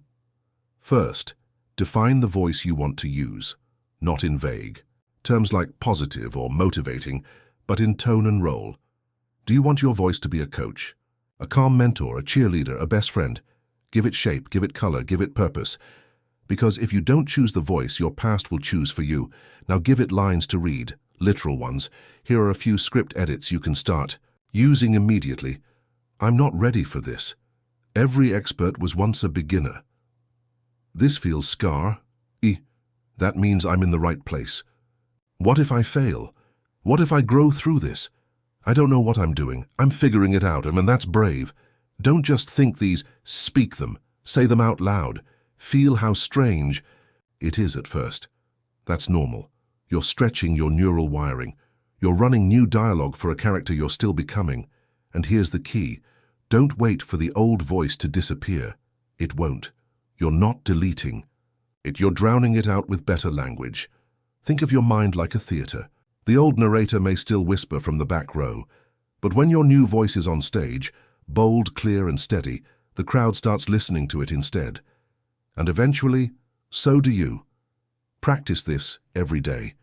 When you wake up and your first thought is anxious, re-script it. When you make a mistake and the voice says, "Where's C?" You failed, re-script it. When you hesitate and hear you can't, re-script it. Over time, these rewrites become the default, and your new voice won't just sound different, it will feel like home. That's when you know you've shifted. Because the story you're telling yourself, it finally matches the life you're trying to build. Inner voice. Rewiring tools.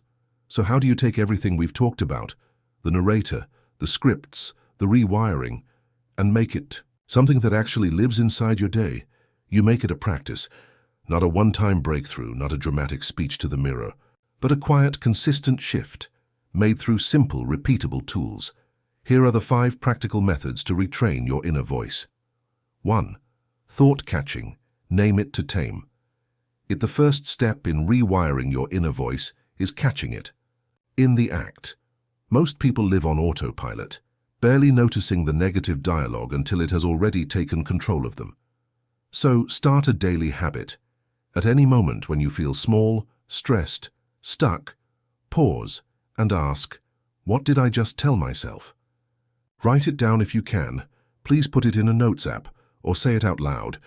Naming the thought moves it from foggy emotion to clear awareness, and once you see it, you can choose to reframe it.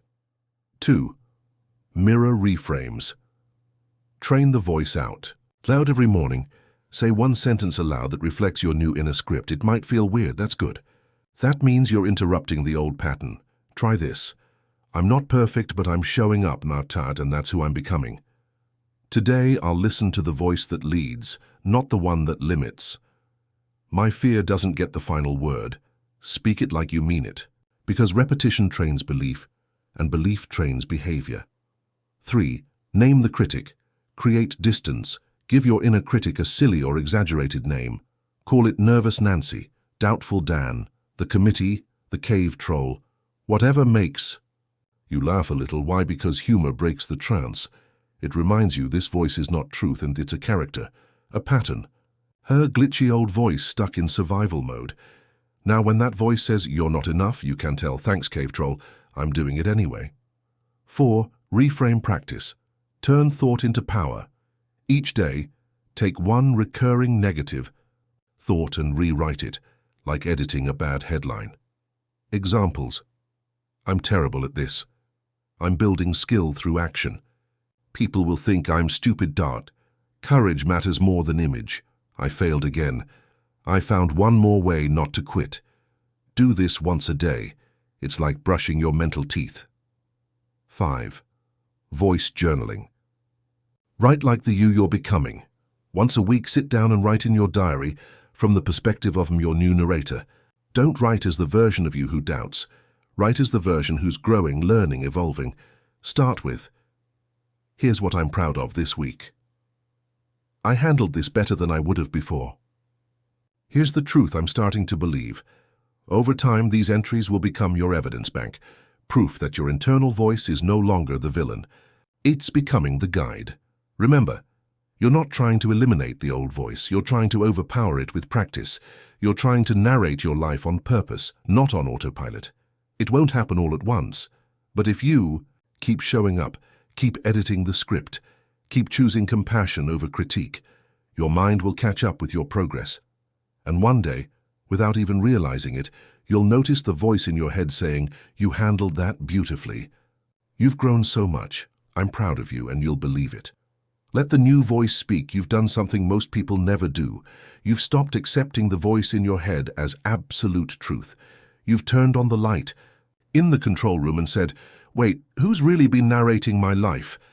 And maybe for the first time you saw that voice not as a wise advisor, but as an echo, an old, scared, rigid voice, trying to protect you but keeping you small. And now you've started to speak back.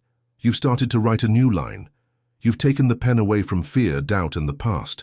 That's no small thing. That's a revolution. But here's the real magic. This new voice, it doesn't need to be loud. It just needs to be consistent, because transformation isn't built in a breakthrough. It's built in a ritual, in what you do on Monday when no one's watching, in the tiny, repeatable things that reinforce your identity until it becomes automatic. And that's precisely where we're headed next. In the next chapter, we're going to strip away the myth that motivation is what changes your life and show you why habits are the true architects of confidence. We'll talk about identity-driven behavior, unconscious systems, and how to build routines that silently shape the kind of person you're becoming, without needing hype, hustle, or hype man speeches, because the most powerful inner voice is the one built through action. And that's what we build next. Let's turn the page. Chapter 7. Habits that make confidence automatic. You don't need more motivation. You need better systems. Everyone thinks they have a motivation problem, that they just need one more pep talk, one more highlight reel, one more morning where they feel like it. But let's be honest, how often does that last? You wake up fired up on Monday, and by Thursday you're back to scrolling, stalling, and wondering where your momentum went. Sound familiar? Here's the truth no one tells you. Confidence doesn't come from motivation. It comes from systems. Let me say that again, because it flips the entire self-help world upside down. You don't need more motivation. You need better mechanics. Motivation is a spark. Habits are the engine. One dies quickly. The other keeps you moving, even when you don't feel like it. Think about it. The most confident people you know, the ones who radiate presence, reliability, and progress, they're not running on bursts of inspiration. They're running on unconscious rhythm. They've built patterns so solid, so embedded, that action has become almost automatic. They don't try to show up. They do. They don't wonder if they're making progress. They prove it daily. Not because they're better than you, but because they've designed a system where their default behavior leads to growth. Now here's where it gets exciting. You can build that too.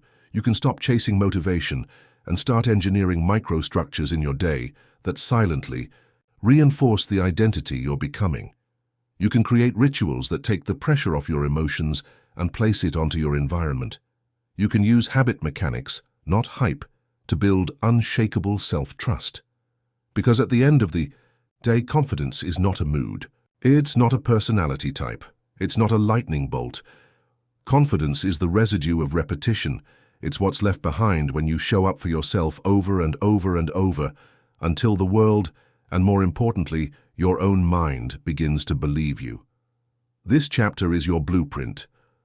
We're going to break down the psychology of habits, show you why they're the hidden engine behind every confident person you admire, and teach you how to build them from scratch, in a way that works with your energy, not against it.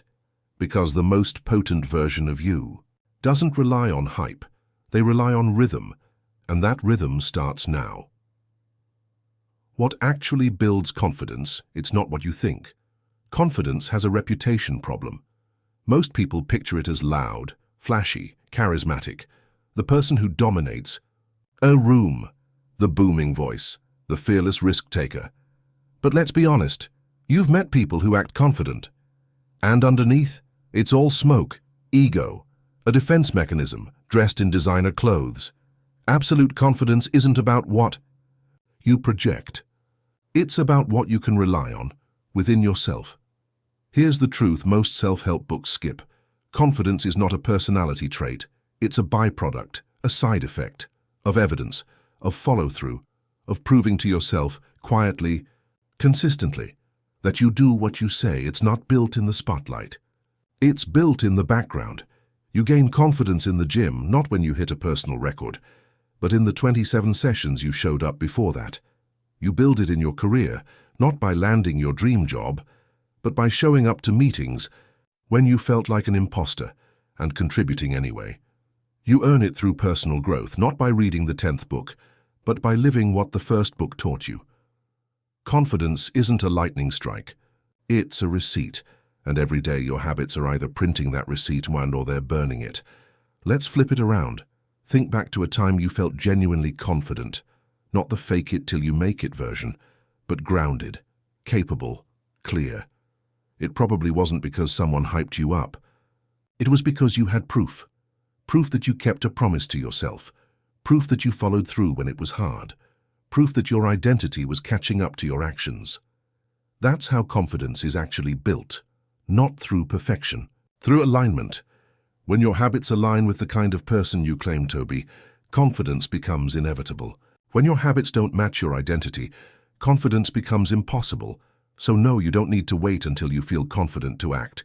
You need to act your way into confidence, one small proof point at a time. In this chapter, we will show you how to integrate those proof points into your daily system, not with willpower, not with hustle, but with repeatable patterns that work even when you're tired, overwhelmed, or doubting yourself. Because the secret isn't in doing more. The secret is in doing what matters until it becomes part of who you are. The identity loop. How habits reinforce who you are. Every time you take an action, you're not just doing something. You're creating a lasting impact. You're casting.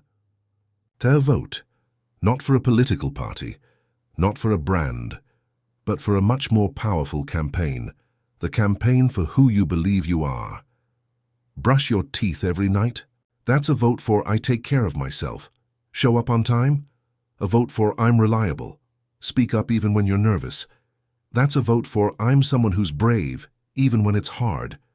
Now, a single vote doesn't make the identity stick, just like one gym session doesn't make you an athlete. But here's the magic. Every repeated action creates evidence, and the more evidence you gather, the harder it becomes to disbelieve the identity that matches it. This is called the identity loop, and it's one of the most powerful forces in your psychological universe. Here's how it works. You act, you go for a morning walk. That action sends a message to your brain, I value my health. The message becomes a belief, I'm a healthy person. The belief reinforces the behavior. I walk daily, it's just who I am. And the loop tightens. The more you repeat the behavior, the more automatic it becomes. The more automatic it becomes, the more it feels like you. And the more it feels like you, the less resistance you face. Suddenly, it's not I'm trying to build confidence, it's I'm the kind of person who shows up. That's just my default. Here's the problem. This loop works both ways. Avoid a complicated conversation? That's a vote for I'm someone who avoids discomfort. Skip your writing, your workouts, your practice. A quiet vote for I'm inconsistent. Procrastinate again, vote for I always drop the ball. No drama, no explosion. Just quiet repetition that slowly sculpts how you see yourself, and that key more than any external success or failure is what determines your level of confidence. Because confidence isn't built on the outside, it's how safe you feel in your own skin, and that safety comes from being someone you can trust. So, here's the considerable insight. Don't focus on the habit as a task. Focus on the habit as a vote. Ask yourself, what identity am I voting for right now? You don't need to be perfect. You just need enough votes to tip the balance. That's how you rewrite the story. Not by shouting affirmations you don't. So believe, but by proving through consistent action that the old you is no longer in charge. The habit pyramid. Designed from the ground up, most people build habits backwards. They start with action. I'll wake up at 5 a.m. Without any real plan for how that's supposed to happen. They rely on motivation, force, and a vision board, and after a few days or a few weeks, it all crumbles. Not because they're lazy, not because they didn't want it bad enough, but because they skipped the foundation. Every powerful habit is like a pyramid. The visible part, the action, sits at the top. But below that, there are layers. Invisible layers. Essential layers. And if you ignore them, the whole thing topples. Let's break this down into 3 levels. Level 1, the trigger. What starts it? No behavior happens in a vacuum. Every habit begins with a cue, something that tells your brain, hey, now's the time. It could be a time of day, a sound, a place, a feeling. It could be finishing a meeting, hearing your alarm, or opening your laptop. Without an apparent trigger, your habit has no doorway. You'll keep trying to do it and forgetting, not because you're undisciplined, but because the brain didn't know when to act. So start there. Design your trigger. Make it visible, obvious, and hard to miss. Examples. After I pour my coffee, I write 1 sentence in my journal. When I close my laptop for the day, I put on my running shoes. As soon as I brush my teeth, I say my inner. Script aloud. You're not just building behavior, you're building an invitation. Level 2, the action. What do you actually do? Now comes the part everyone focuses on, the actual habit. But here's the key. Most people miss. If the action is too big, your brain will bail. If it's too vague, your brain will stall. If it's not rewarding, your brain will resist. So here's how you make your habit unskippable. Shrink it to a tiny, undeniable action. 1 push-up, 1 sentence, 1 breath. Define it so clearly you can't cheat. Not meditate, but sit and breathe for 2 minutes. Pair it with a behavior you already do, called habit stacking. Make the action frictionless. Make it laughably doable. Because you're not building the perfect version of the habit. You're building the pattern. Once the pattern is strong, you can expand it, but first, just show up. Level 3, the reward. Why should your brain care? This is the most overlooked piece of the pyramid. Every habit is looking for one thing. A dopamine hit, a reason to repeat it, a feeling of that was worth it. If your habit ends in stress, guilt, or pressure, it won't last. If it ends in satisfaction, pride, or even a small smile, your brain says, let's do that again. So bake the reward in, say nice work out loud after you complete it. Check off a visual habit tracker. Pair it with a cup of tea, a walk outside, or a song you love. Or simply pause for 10 seconds and feel the win. What gets rewarded gets repeated. Don't just do the thing. Celebrate that you did it. Recap. Build the pyramid. So before you try to overhaul your life with 17 new habits, ask, what's my trigger? What's my tiny explicit action? What's the reward that locks it in? You don't need to hustle harder. You don't need to be better. You just need to design smarter. Because when your habits are designed right, they stop feeling like effort and start feeling like you. The confidence stack, keystone habits to build. First, not all habits are created equal. Some give you a little boost, others change your posture, but a rare few, they rebuild your identity from the inside out. These are your keystone habits. The confidence stack that lays the psychological bricks of someone who can trust themselves, lead themselves, and believe in who they are becoming. Let's get something straight.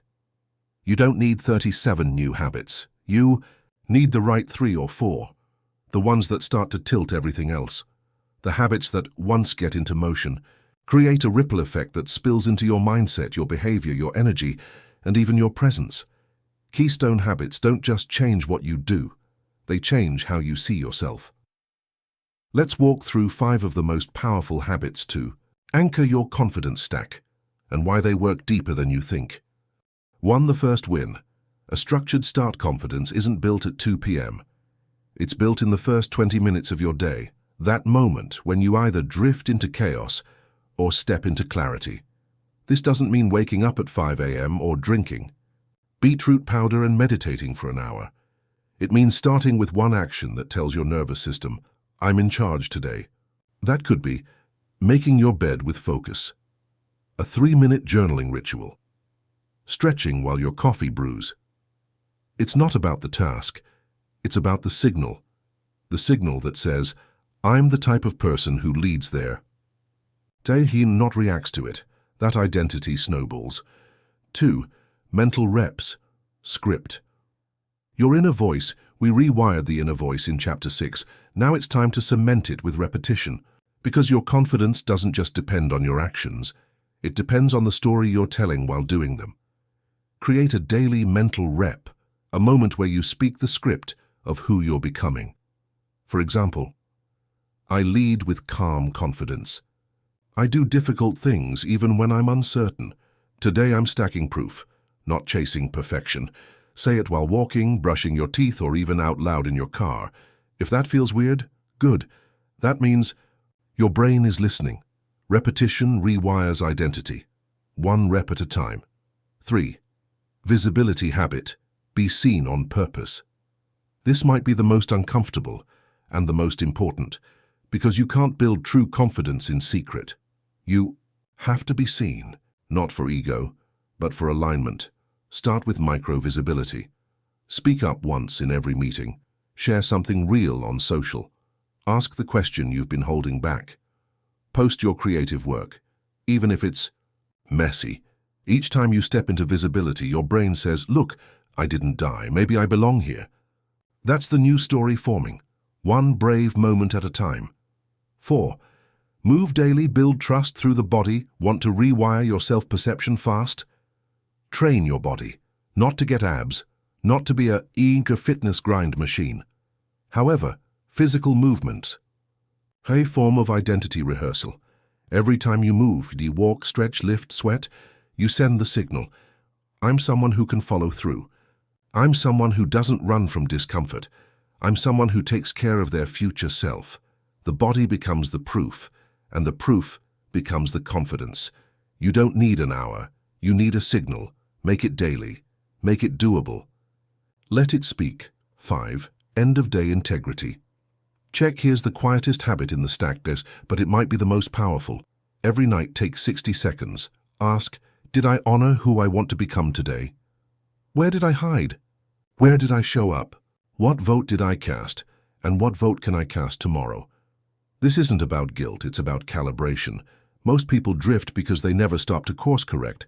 But when you make this review a rhythm, you become someone who self-corrects in motion without waiting for rock bottom. And that's rare. That's leadership, that's real self-trust. Stack, repeat, reinforce. The confidence stack doesn't require talent. It doesn't need perfect discipline. It just needs a pattern. Build the stack. Let it run. And each day, as you repeat it, something quiet and beautiful will happen. You'll start to feel stable, capable, certain, not because you chased confidence, but because you built it from the inside out.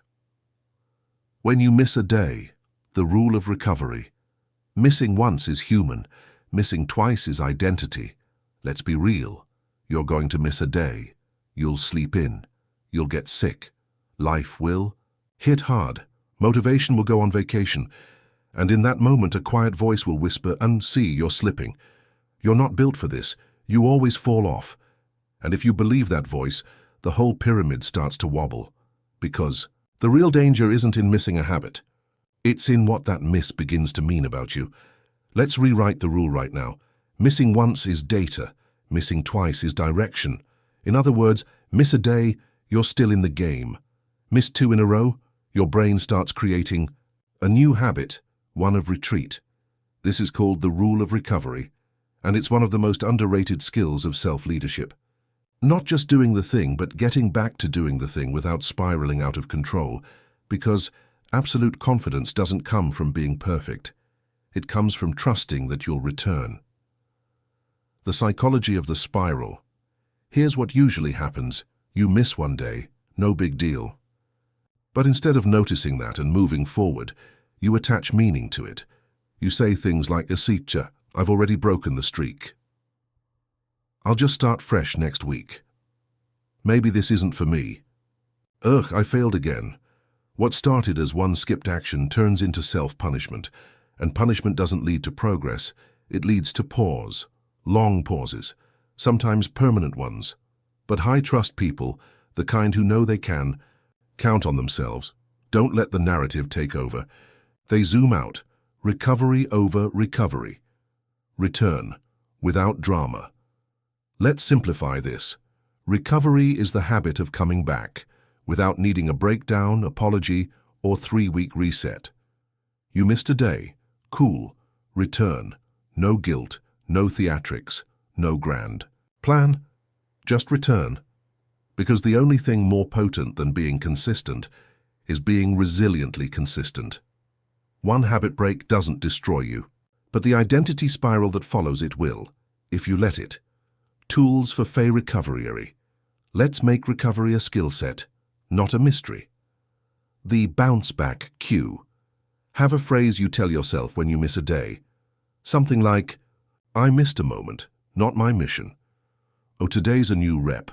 "Oh, my streak starts now." This gives your brain closure and direction. Shrink the habit to reboot. Don't come back by overcompensating. Come back by going small. If you missed your 30-minute routine, do 3 minutes today. Show your brain, you see, we're still the type who shows up. Track recovery, not just streaks. Instead of only counting how many days you've been consistent, also celebrate how fast did I return after a break? How did I handle the setback? This builds pride not just in the good days, but in your bounce-back muscle. The recovery identity. What would happen if you stopped trying to be the person who never misses and started becoming the person who always returns? That's a whole different kind of confidence, one that lasts longer, hits deeper, and isn't shattered by a single off day, because you're not just consistent, you're durable. And that is how confidence becomes permanent, not because you never fall, but because you rise faster than you used to. Practical takeaways. Build your habit identity loop. You've learned a lot in this chapter, not just about habits, but about the architecture of confidence. Now it's time to turn that insight into implementation, because listening is inspiring. But doing? Doing is transformational. This section gives you the blueprint, the tools, the real-life system that moves a habit from nice idea totally identity anchor. Let's build your habit identity loop, one that reinforces who you want to become without relying on hype, motivation, or mood swings. Step 1. Design. A habit pyramid. Choose just one habit to begin with, then build it from the ground up. Trigger. What moment, place, or action will cue this habit? Examples. After brushing teeth, after lunch, when your alarm rings. Action. What? A is the most miniature possible version of this behavior. Make it so simple you can't say no, like one sentence, one breath, one push-up. Reward. What satisfying signal will you use to lock it in?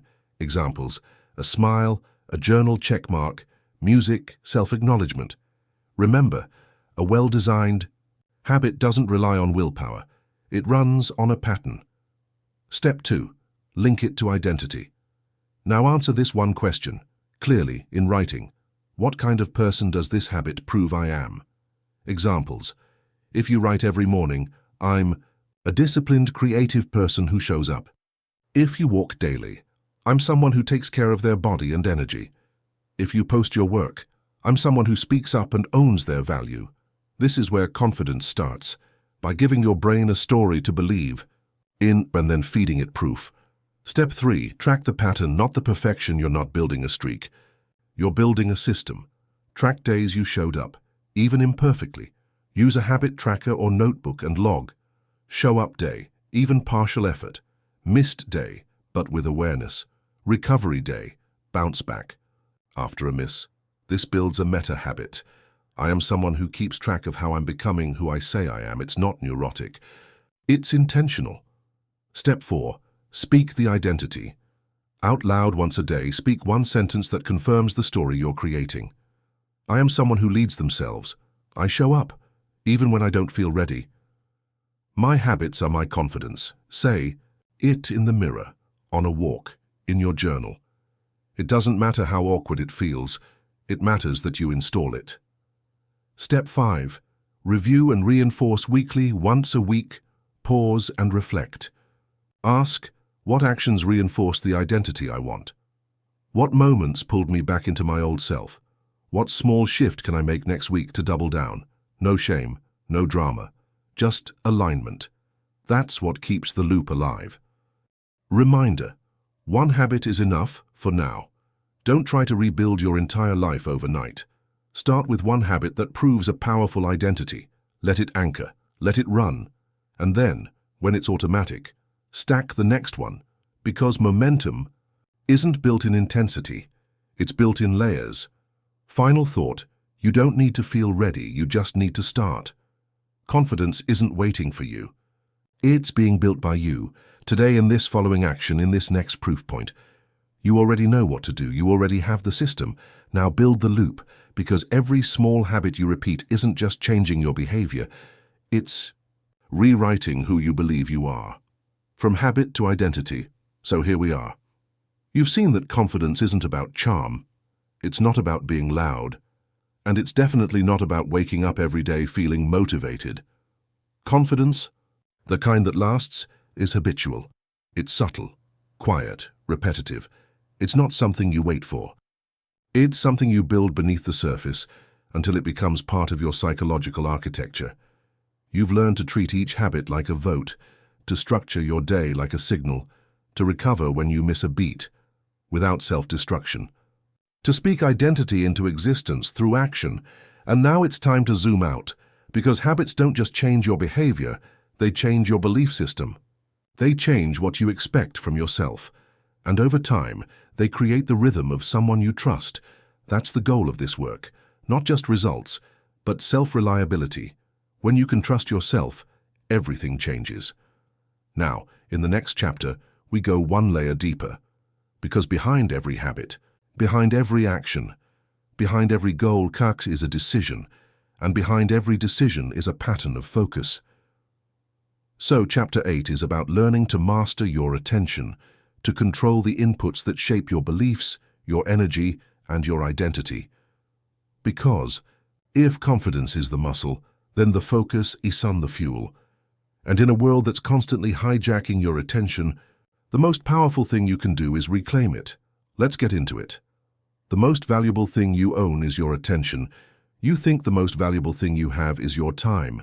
That's what they always say, right? But that's only half true, because you can have time and still be powerless if you've lost control of where your mind goes. Let me ask you something. How many times have you set a goal, mapped out the plan, made the promise to yourself, only to watch it unravel, not because you didn't care, but because your focus got hijacked? You didn't quit. You just got pulled away. That's the world we live in now, a world that profits every time your focus breaks. Every ding, every scroll, every headline, every highlight reel. They're not just stealing your attention, they're rewiring who you are when you're alone. And here's the deeper problem, where your attention goes. Your energy flows, your emotions follow, and eventually your identity is shaped. You cannot build lasting confidence in a mind that's always somewhere else. Imagine this. Two people wake up simultaneously. Both have the same 24 hours, same to-do lists, same responsibilities, same goals. But one spends the first hour in silence, choosing what matters, setting direction, creating signal before noise. The other rolls over and grabs their phone, scrolls, reacts, compares, their thoughts. Not their own, their mood, already hijacked, their confidence, already cracked. One didn't have more talent, one had more focus and control. Here's what nobody tells you. Confidence isn't built by doing everything, it's built by doing what matters consistently, which you cannot do without controlling where your attention goes. Your focus is the gatekeeper of your power. Your decisions, your self-talk, your actions, your self-trust. If you want to build unshakable confidence, you don't start by doing more. You start by reclaiming your attention, because that's the lever, that's the edge, that's the modern. Superpower. And in this chapter, that's exactly what we're going to train. Let's begin. Focus equals self-leadership. Let's flip the script. Most people consider focus as a skill, something you use to finish tasks, clear your inbox, or check off to-do lists. But that's the surface layer. Focus isn't just a skill. It's a signal of who's in charge of your life, you or everything else. Because here's the truth. You can't lead yourself if you can't direct yourself. And you can't direct yourself if your attention is constantly being pulled, scattered, and owned by someone else's priorities. When you lose your focus, you don't just lose productivity. You lose presence, you lose intention, and eventually, you lose trust in yourself. Attention is your steering wheel. Think about it. Whatever you focus on, you move toward. Your thoughts create emotions. Those emotions drive decisions. Those decisions create results or regrets. If your attention is always on what you lack, you move toward anxiety. If your focus is constantly on what others are doing, you drift into comparison.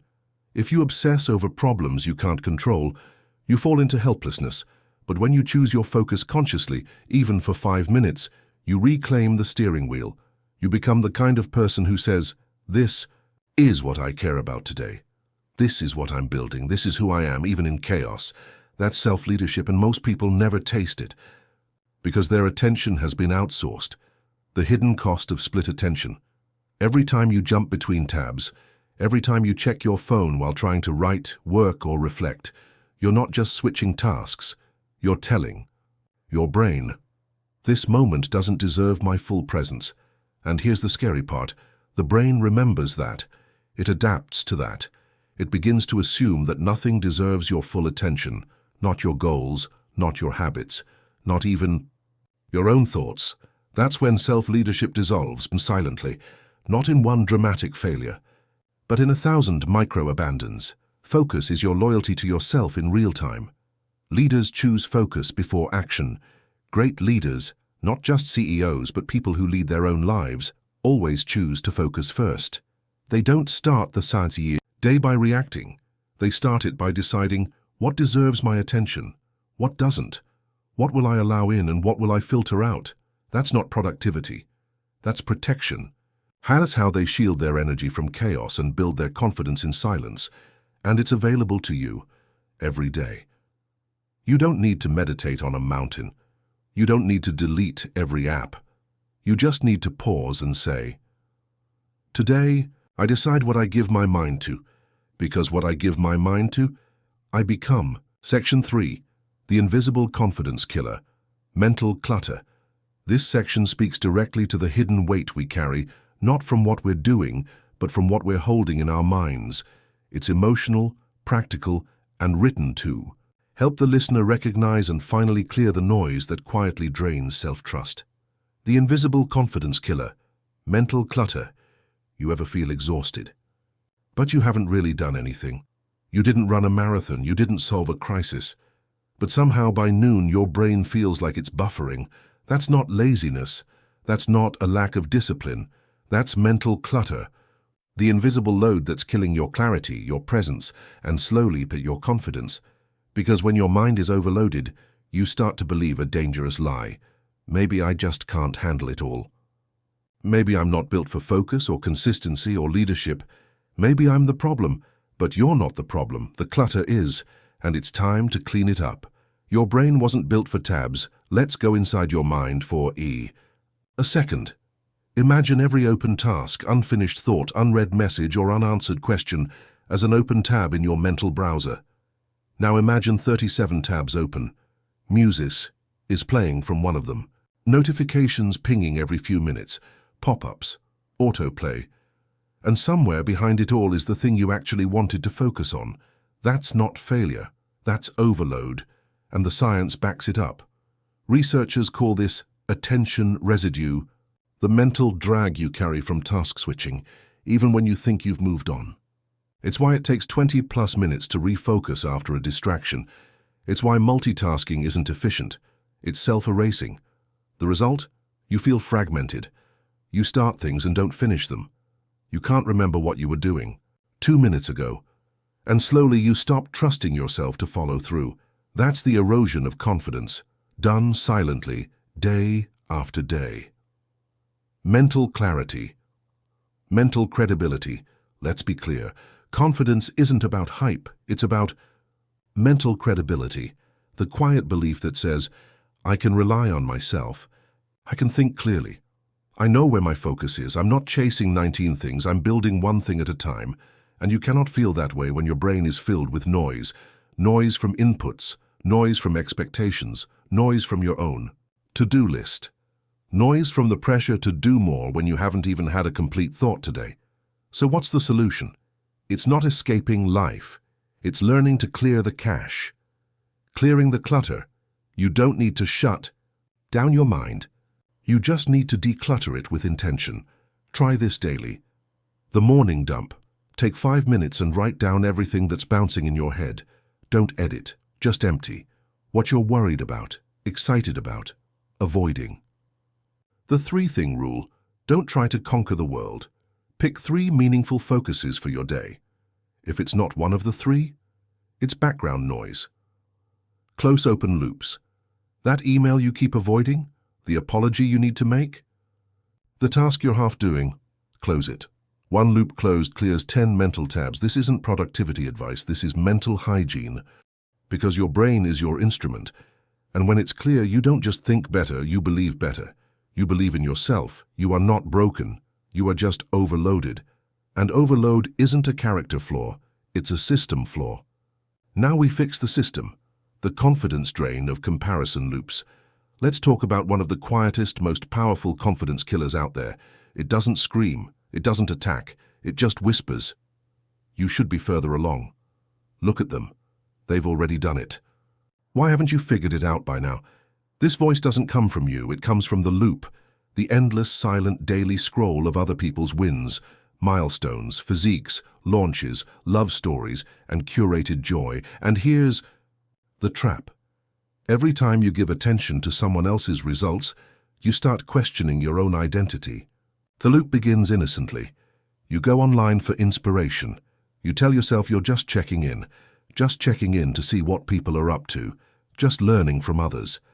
But an hour later, your stomach's tight, your energy's off, you feel behind, and somehow your goals feel smaller than they did before. You didn't gain anything, you didn't get clarity, you just absorbed comparison. And that comparison didn't motivate you, it drained you. The lie of the highlight. Real, here's what you already know, but forget in the moment. People don't post their doubts. They don't post their years of hidden work. They don't post their therapy sessions, failed launches, or second-guessing in the shower. They post the peak moment, the moment when everything looks clean, finished, polished, and victorious. And here you are, comparing their edited scene to your behind-the-scenes footage. No wonder it feels like you're losing. But you're not losing. You're just comparing your becoming to someone else's arrival. That's not fair. That's not real. And it's not helping. Comparison loops hijack focus. Remember what this chapter is about: focus. The thing that fuels your confidence. The one thing you have total control over. But when you live in a comparison loop, your focus gets stolen. You stop asking, what do I want? What's my next right step? What would make me proud today? And you start asking, why am I not them? Should I be doing that too? Am I falling behind? Now you're no longer leading yourself anymore. You're chasing ghosts. You're building a life based on someone else's blueprint.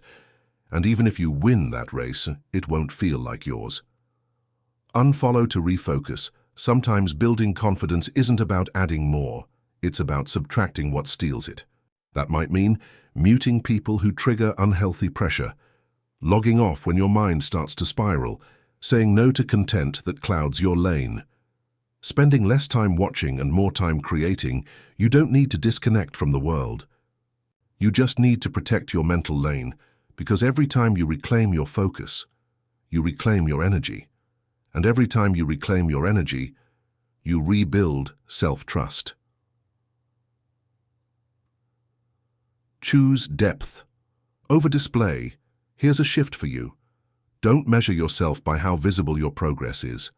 Measure yourself by how deeply you're rooting into who you're becoming. Growth isn't always loud. Sometimes the real wins happen in silence, in private, in the moments nobody claps for, but you feel them. Confidence is built in those moments. Not when the world notices, but when you do. Your focus environment, clean or contaminated. A clear mind can't survive in a cluttered world. This section brings us back into your space, not just your thoughts, but the ecosystem around you. Because as powerful as mindset is, it's only part of the picture. The environment you operate in either fuels your confidence or quietly suffocates it. Let's build the awareness. Your focus isn't just mental, it's environmental. You've probably heard the phrase, "You are the average of the 5 people you spend the most time with." But here's something nobody tells you. You are also the average of the 5 environments in which you spend the most time in. Your phone, your desk, your workspace, your digital feeds, your bedroom, your calendar. Each one either amplifies your clarity or adds to the noise. Each one either reminds you who you are or distracts you from becoming it. The cognitive load. You don't see. Here's what the brain does, every moment of every day. It scans your surroundings for cues. A messy desk. I'm behind. 37 open tabs. I have too much to do. Constant pings. I'm not in control. Cluttered spaces. I'm overwhelmed before I even start. An unread email count in the thousands. I'm drowning. You haven't even taken a conscious breath yet, but your subconscious is already under attack. Your environment is telling your nervous system how to feel before your mind even decides what to do. Clarity is a setup, not a mood. Let's get one thing clear. You don't wake up focused. You design for it, and it starts with cleaning the inputs. Ask yourself, what's on my desk that doesn't belong to today? What's on my phone that I didn't ask to see? What apps are allowed to yell at me anytime they want? What notifications train me to be reactive instead of intentional? This is about boundaries, not just organization. Because boundaries create mental breathing room, and in that room, confidence gets to stretch. Design a confidence-focused space. You don't need Pinterest-perfect aesthetics. You need psychological alignment. Here's how to create a clean focus environment. Single task zone, so one space. One purpose. When I'm here, I do this. Example. When I sit at this desk, I write. That's it. No noise devices. Remove anything that steals your attention before it adds value. Try 24 hours with your phone in grayscale. You'll feel the difference. Visual anchors. Keep one object, a post-it, or a quote in sight that reminds you of who you're becoming. Declutter ritual. So start or end your day by clearing your desk, your tabs, or your inbox, not for perfection, for permission to breathe. Digital focus is real focus. Your digital world is also part of your environment too. You wouldn't hang 500 posters of random people in your living room, but that's what your feed often is. Start asking, who gets to appear in my mental space every day? Is this person helping me grow or distracting me with noise? Do I need to consume this, or am I just avoiding myself? Curate it. Clean it. Make your digital world reflect your desired identity, not your distracted one. If you don't guard the door, someone else will. Your focus environment is your temple. Not everyone, and not everything, deserves a key. And if you don't guard the door, the world will happily flood in, with chaos, with pressure, with noise, until you forget what your own voice sounds like. But when you become the gatekeeper of your space, your inputs, your energy, something powerful happens. You stop surviving your days, and you start leading them. The gatekeeper habit. Start your day on your terms. Your first 10 minutes are a declaration of self-respect. This isn't just morning routine fluff. This is about creating a non-negotiable boundary between you and the chaos of the world. A psychological doorway that tells your brain, I'm in charge here. Let's build it together. Why mornings matter more than you think. You don't need to be a morning person. You don't need a 5-hour meditation, a vision board, or a green smoothie blessed by ancient monks. But you do need one thing, ownership. Because of the first few moments of your day, they train your brain on who's in control. If your day starts with scrolling, you're consuming before you've even created a thought. If it starts with reaction, emails, texts, demands, you're already on someone else's timeline. If it starts with comparison, then you've already handed your emotional thermostat to a stranger.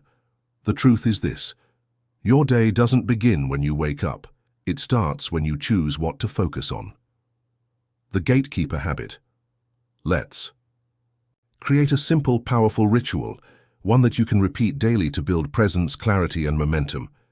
I call it the gatekeeper habit because it acts like a bouncer for your brain. It filters the noise, it gives your nervous system space, and it places you, not the world, in charge of your energy. Here's how to design yours. Step 1. Create a buffer before the world enters. Don't pick up your phone for the first 10-30 minutes. Don't read the news. Don't open apps. Don't check emails. This isn't about being anti-technology. It's about creating a psychological boundary between you and the external noise. Your first few minutes are for setting your intention, not for interruption. Step 2.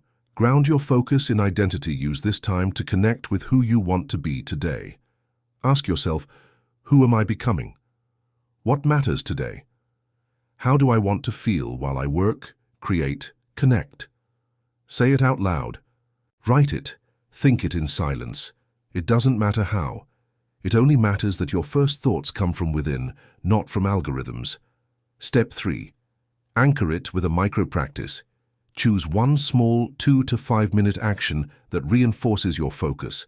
Examples: journaling, a sentence or two, not a novel. Silence, sit with your breath, eyes closed, phone off. Movement, a stretch, a walk, 10 push-ups, something physical to wake the body. Declaration, say one sentence aloud: I protect my focus today. I choose who I am becoming. Don't aim for perfection, aim for presence. This moment becomes the anchor of your day. Step 4. Repeat until it's identity. The goal isn't to force yourself to do this forever. The goal is to let it become part of who you are, just like brushing your teeth isn't something you debate. This habit becomes something you do, because it keeps you clean, mentally, emotionally, energetically. And when life gets chaotic, because it will, this ritual becomes your reset switch, a way to return to your center without needing a complete life overhaul. Reminder, this is about ownership, not optimization. This isn't about perfect productivity. This is about protecting your mind. From the moment you wake up, you can still check your phone, you can still dive into work, but not before you check in with yourself. The world can wait 10 minutes. Your dreams, your clarity, your sense of self, they shouldn't have to. Reclaiming attention with boundaries and systems focus isn't about trying harder. It's about designing smarter. You've learned that attention is power. Protecting your focus is the foundation of genuine confidence. Now let's make it actionable. No fluff. No, just stay motivated. Just fundamental tools and systems that put you back in control. 1. Establish a daily focus block. Even just 45-90 minutes of distraction-free time a day can shift your entire trajectory. Choose a sacred window of time. Morning, lunch, evening. Doesn't matter when, only that it's consistent. Turn off all notifications. Work on only one task, preferably the one that moves your life forward, not just your inbox. This trains your brain to recognize when. I'm here, I'm building.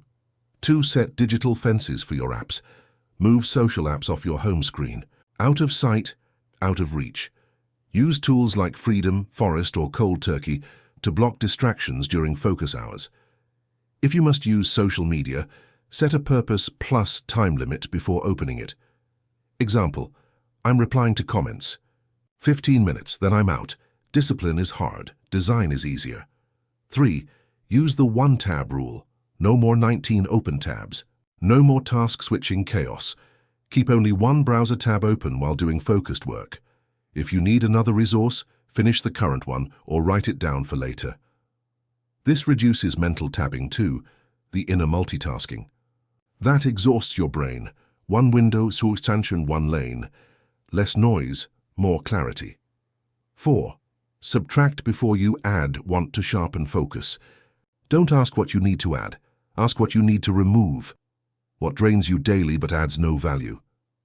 What tasks, people, or habits create mental static?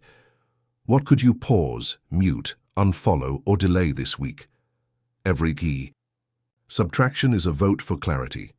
5. Schedule no input. Time, this is critical. At least once per day, have 10 to 30 minutes where you consume nothing. No podcasts, no videos, no music, no conversations. No scrolling, just stillness, walking, silence. Staring at a wall is fine. Why? Because your brain needs white space to integrate, decompress, and process. This space becomes fertile ground for clarity, insight, and self-connection, all confidence builders. 6. Have a no apology focus. Boundary, you're allowed. To protect your attention without guilt. Practice saying things like, "I'm in a deep focus session, I'll get back to you after." "I turn notifications off during the day to stay sharp." "I've set aside time for this. Can we connect afterward?" People may resist at first, but with repetition, they'll respect it. More importantly, you'll appreciate. 7.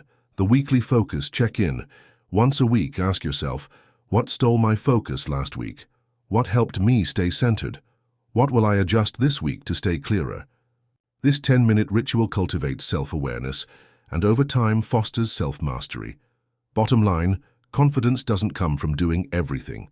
It comes from doing the right things, with your whole mind present. And that starts with attention. Guard it, design for it, return to it over and over, because every moment you reclaim your focus, you rebuild your belief that you are capable, clear, and in control. Owning the one thing you truly control. So, here we are.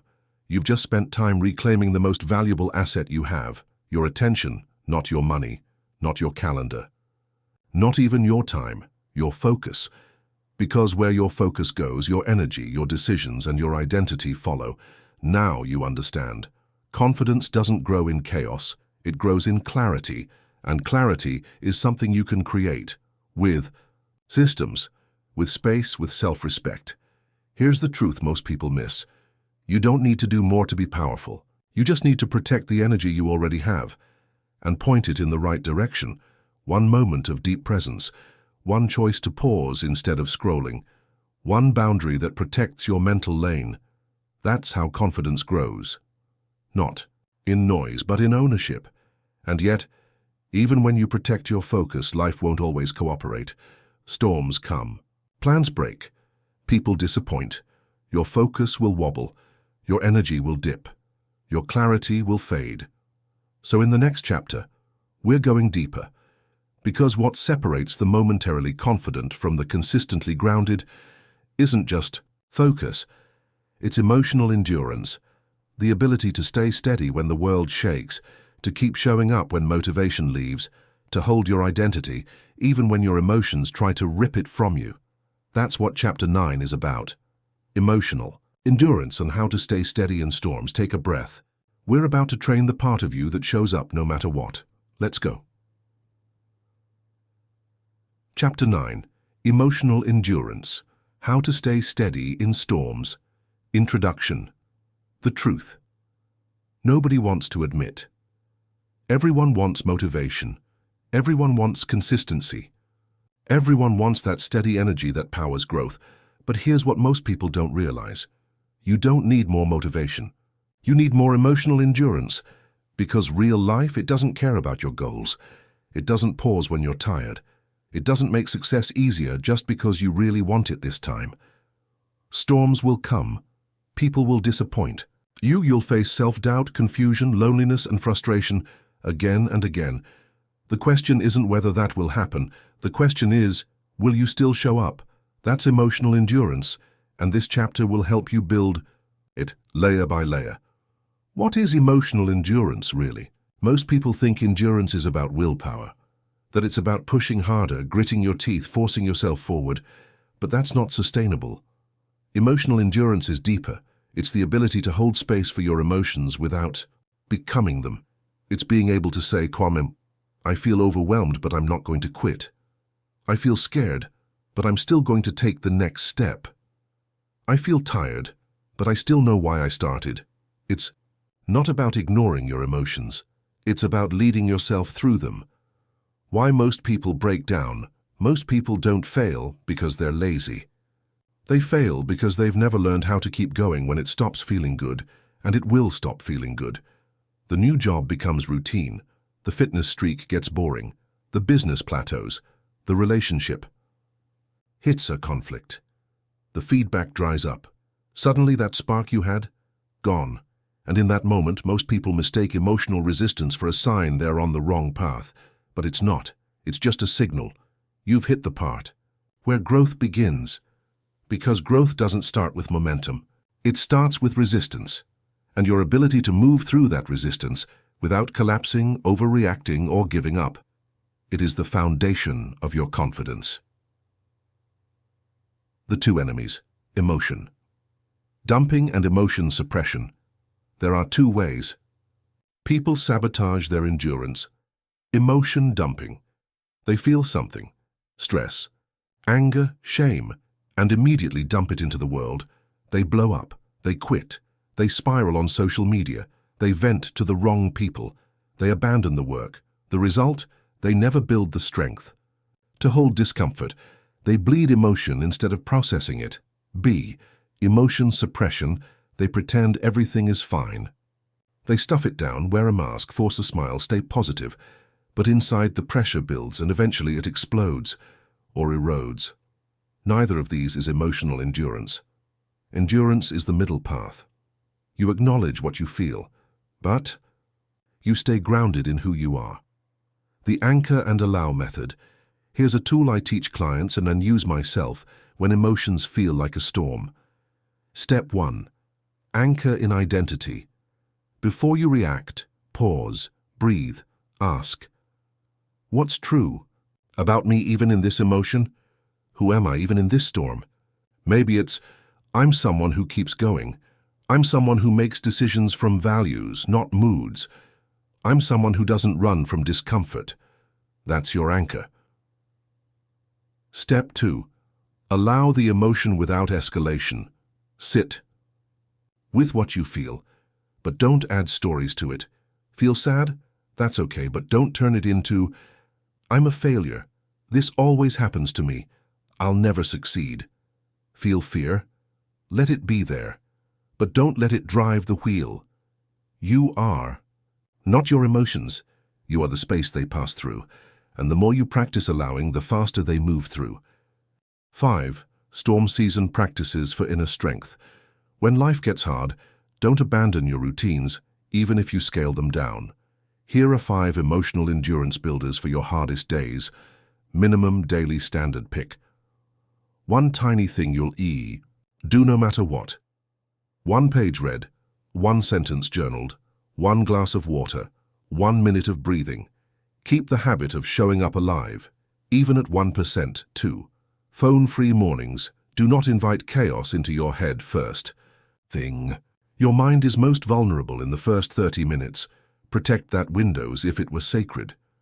Emotional labeling right, or say what you're feeling. Not, I'm off. Say, I'm anxious about uncertainty. I'm grieving unmet expectations. I'm overstimulated from input. Name it, see to tame it. Movement over motivation walk, stretch. Do something physical. Not to get ripped, but to remind your nervous system, we're not stuck, we can move. Talk future, future. You ask, what would the version of me 6 months ahead want me to do today? That person is already stronger, let them guide you. Resilience is remembering, not reacting. Endurance isn't about always feeling strong. It's about remembering who you are in the moments you feel weak. So here's what I want you to remember. The emotion you're feeling is temporary. The decision you make in it can be permanent. Breathe before you act. Pause before you quit. Lead before you leak. Every storm you walk through, without abandoning yourself, builds a quieter kind of confidence, the kind that doesn't need applause, because it knows what it survived, and opening a new strength. If you've made it this far, you've already proven something. You are not someone who runs at the first sign of discomfort. You are learning to stay, to breathe, to hold, to trust, to choose, even when it's hard. That's emotional endurance. And it makes you dangerous, and in the best way, because once you stop being afraid of your own feelings, you stop being controlled by them. And when they no longer control you, you can walk through storms with steady eyes and a calm spine while the rest of the world scrambles. That's the kind of person you're becoming. Chapter 10. Becoming Your Own Source. Introduction. The journey. So far, take a breath. You've made it here, to the final chapter.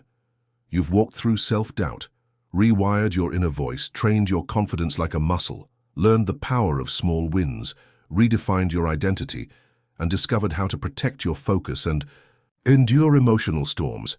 But there's one final piece left, one final truth to bring it all together. You must become your own source of clarity, of energy, of validation, of belief, of momentum. Because if you always rely on something outside of you, you'll always be at the mercy of the world. But when you become your own source, you stop chasing confidence, you generate it. Stop waiting to be picked.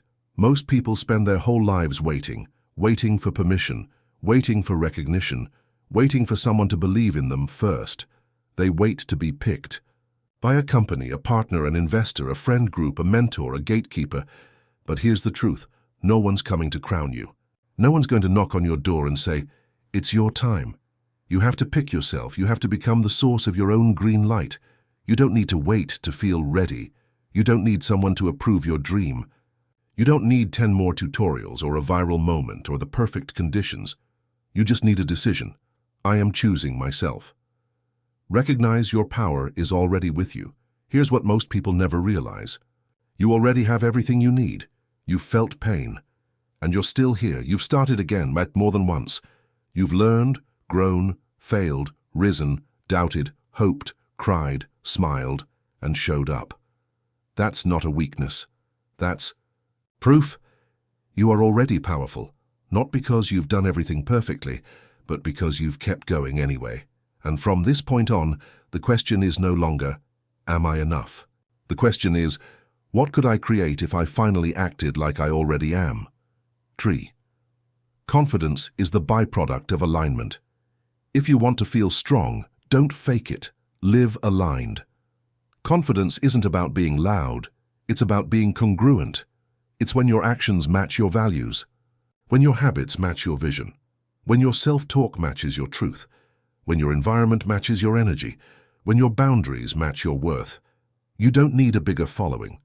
You need a deeper fit between your identity and your life. The more aligned you live, the less you chase confidence.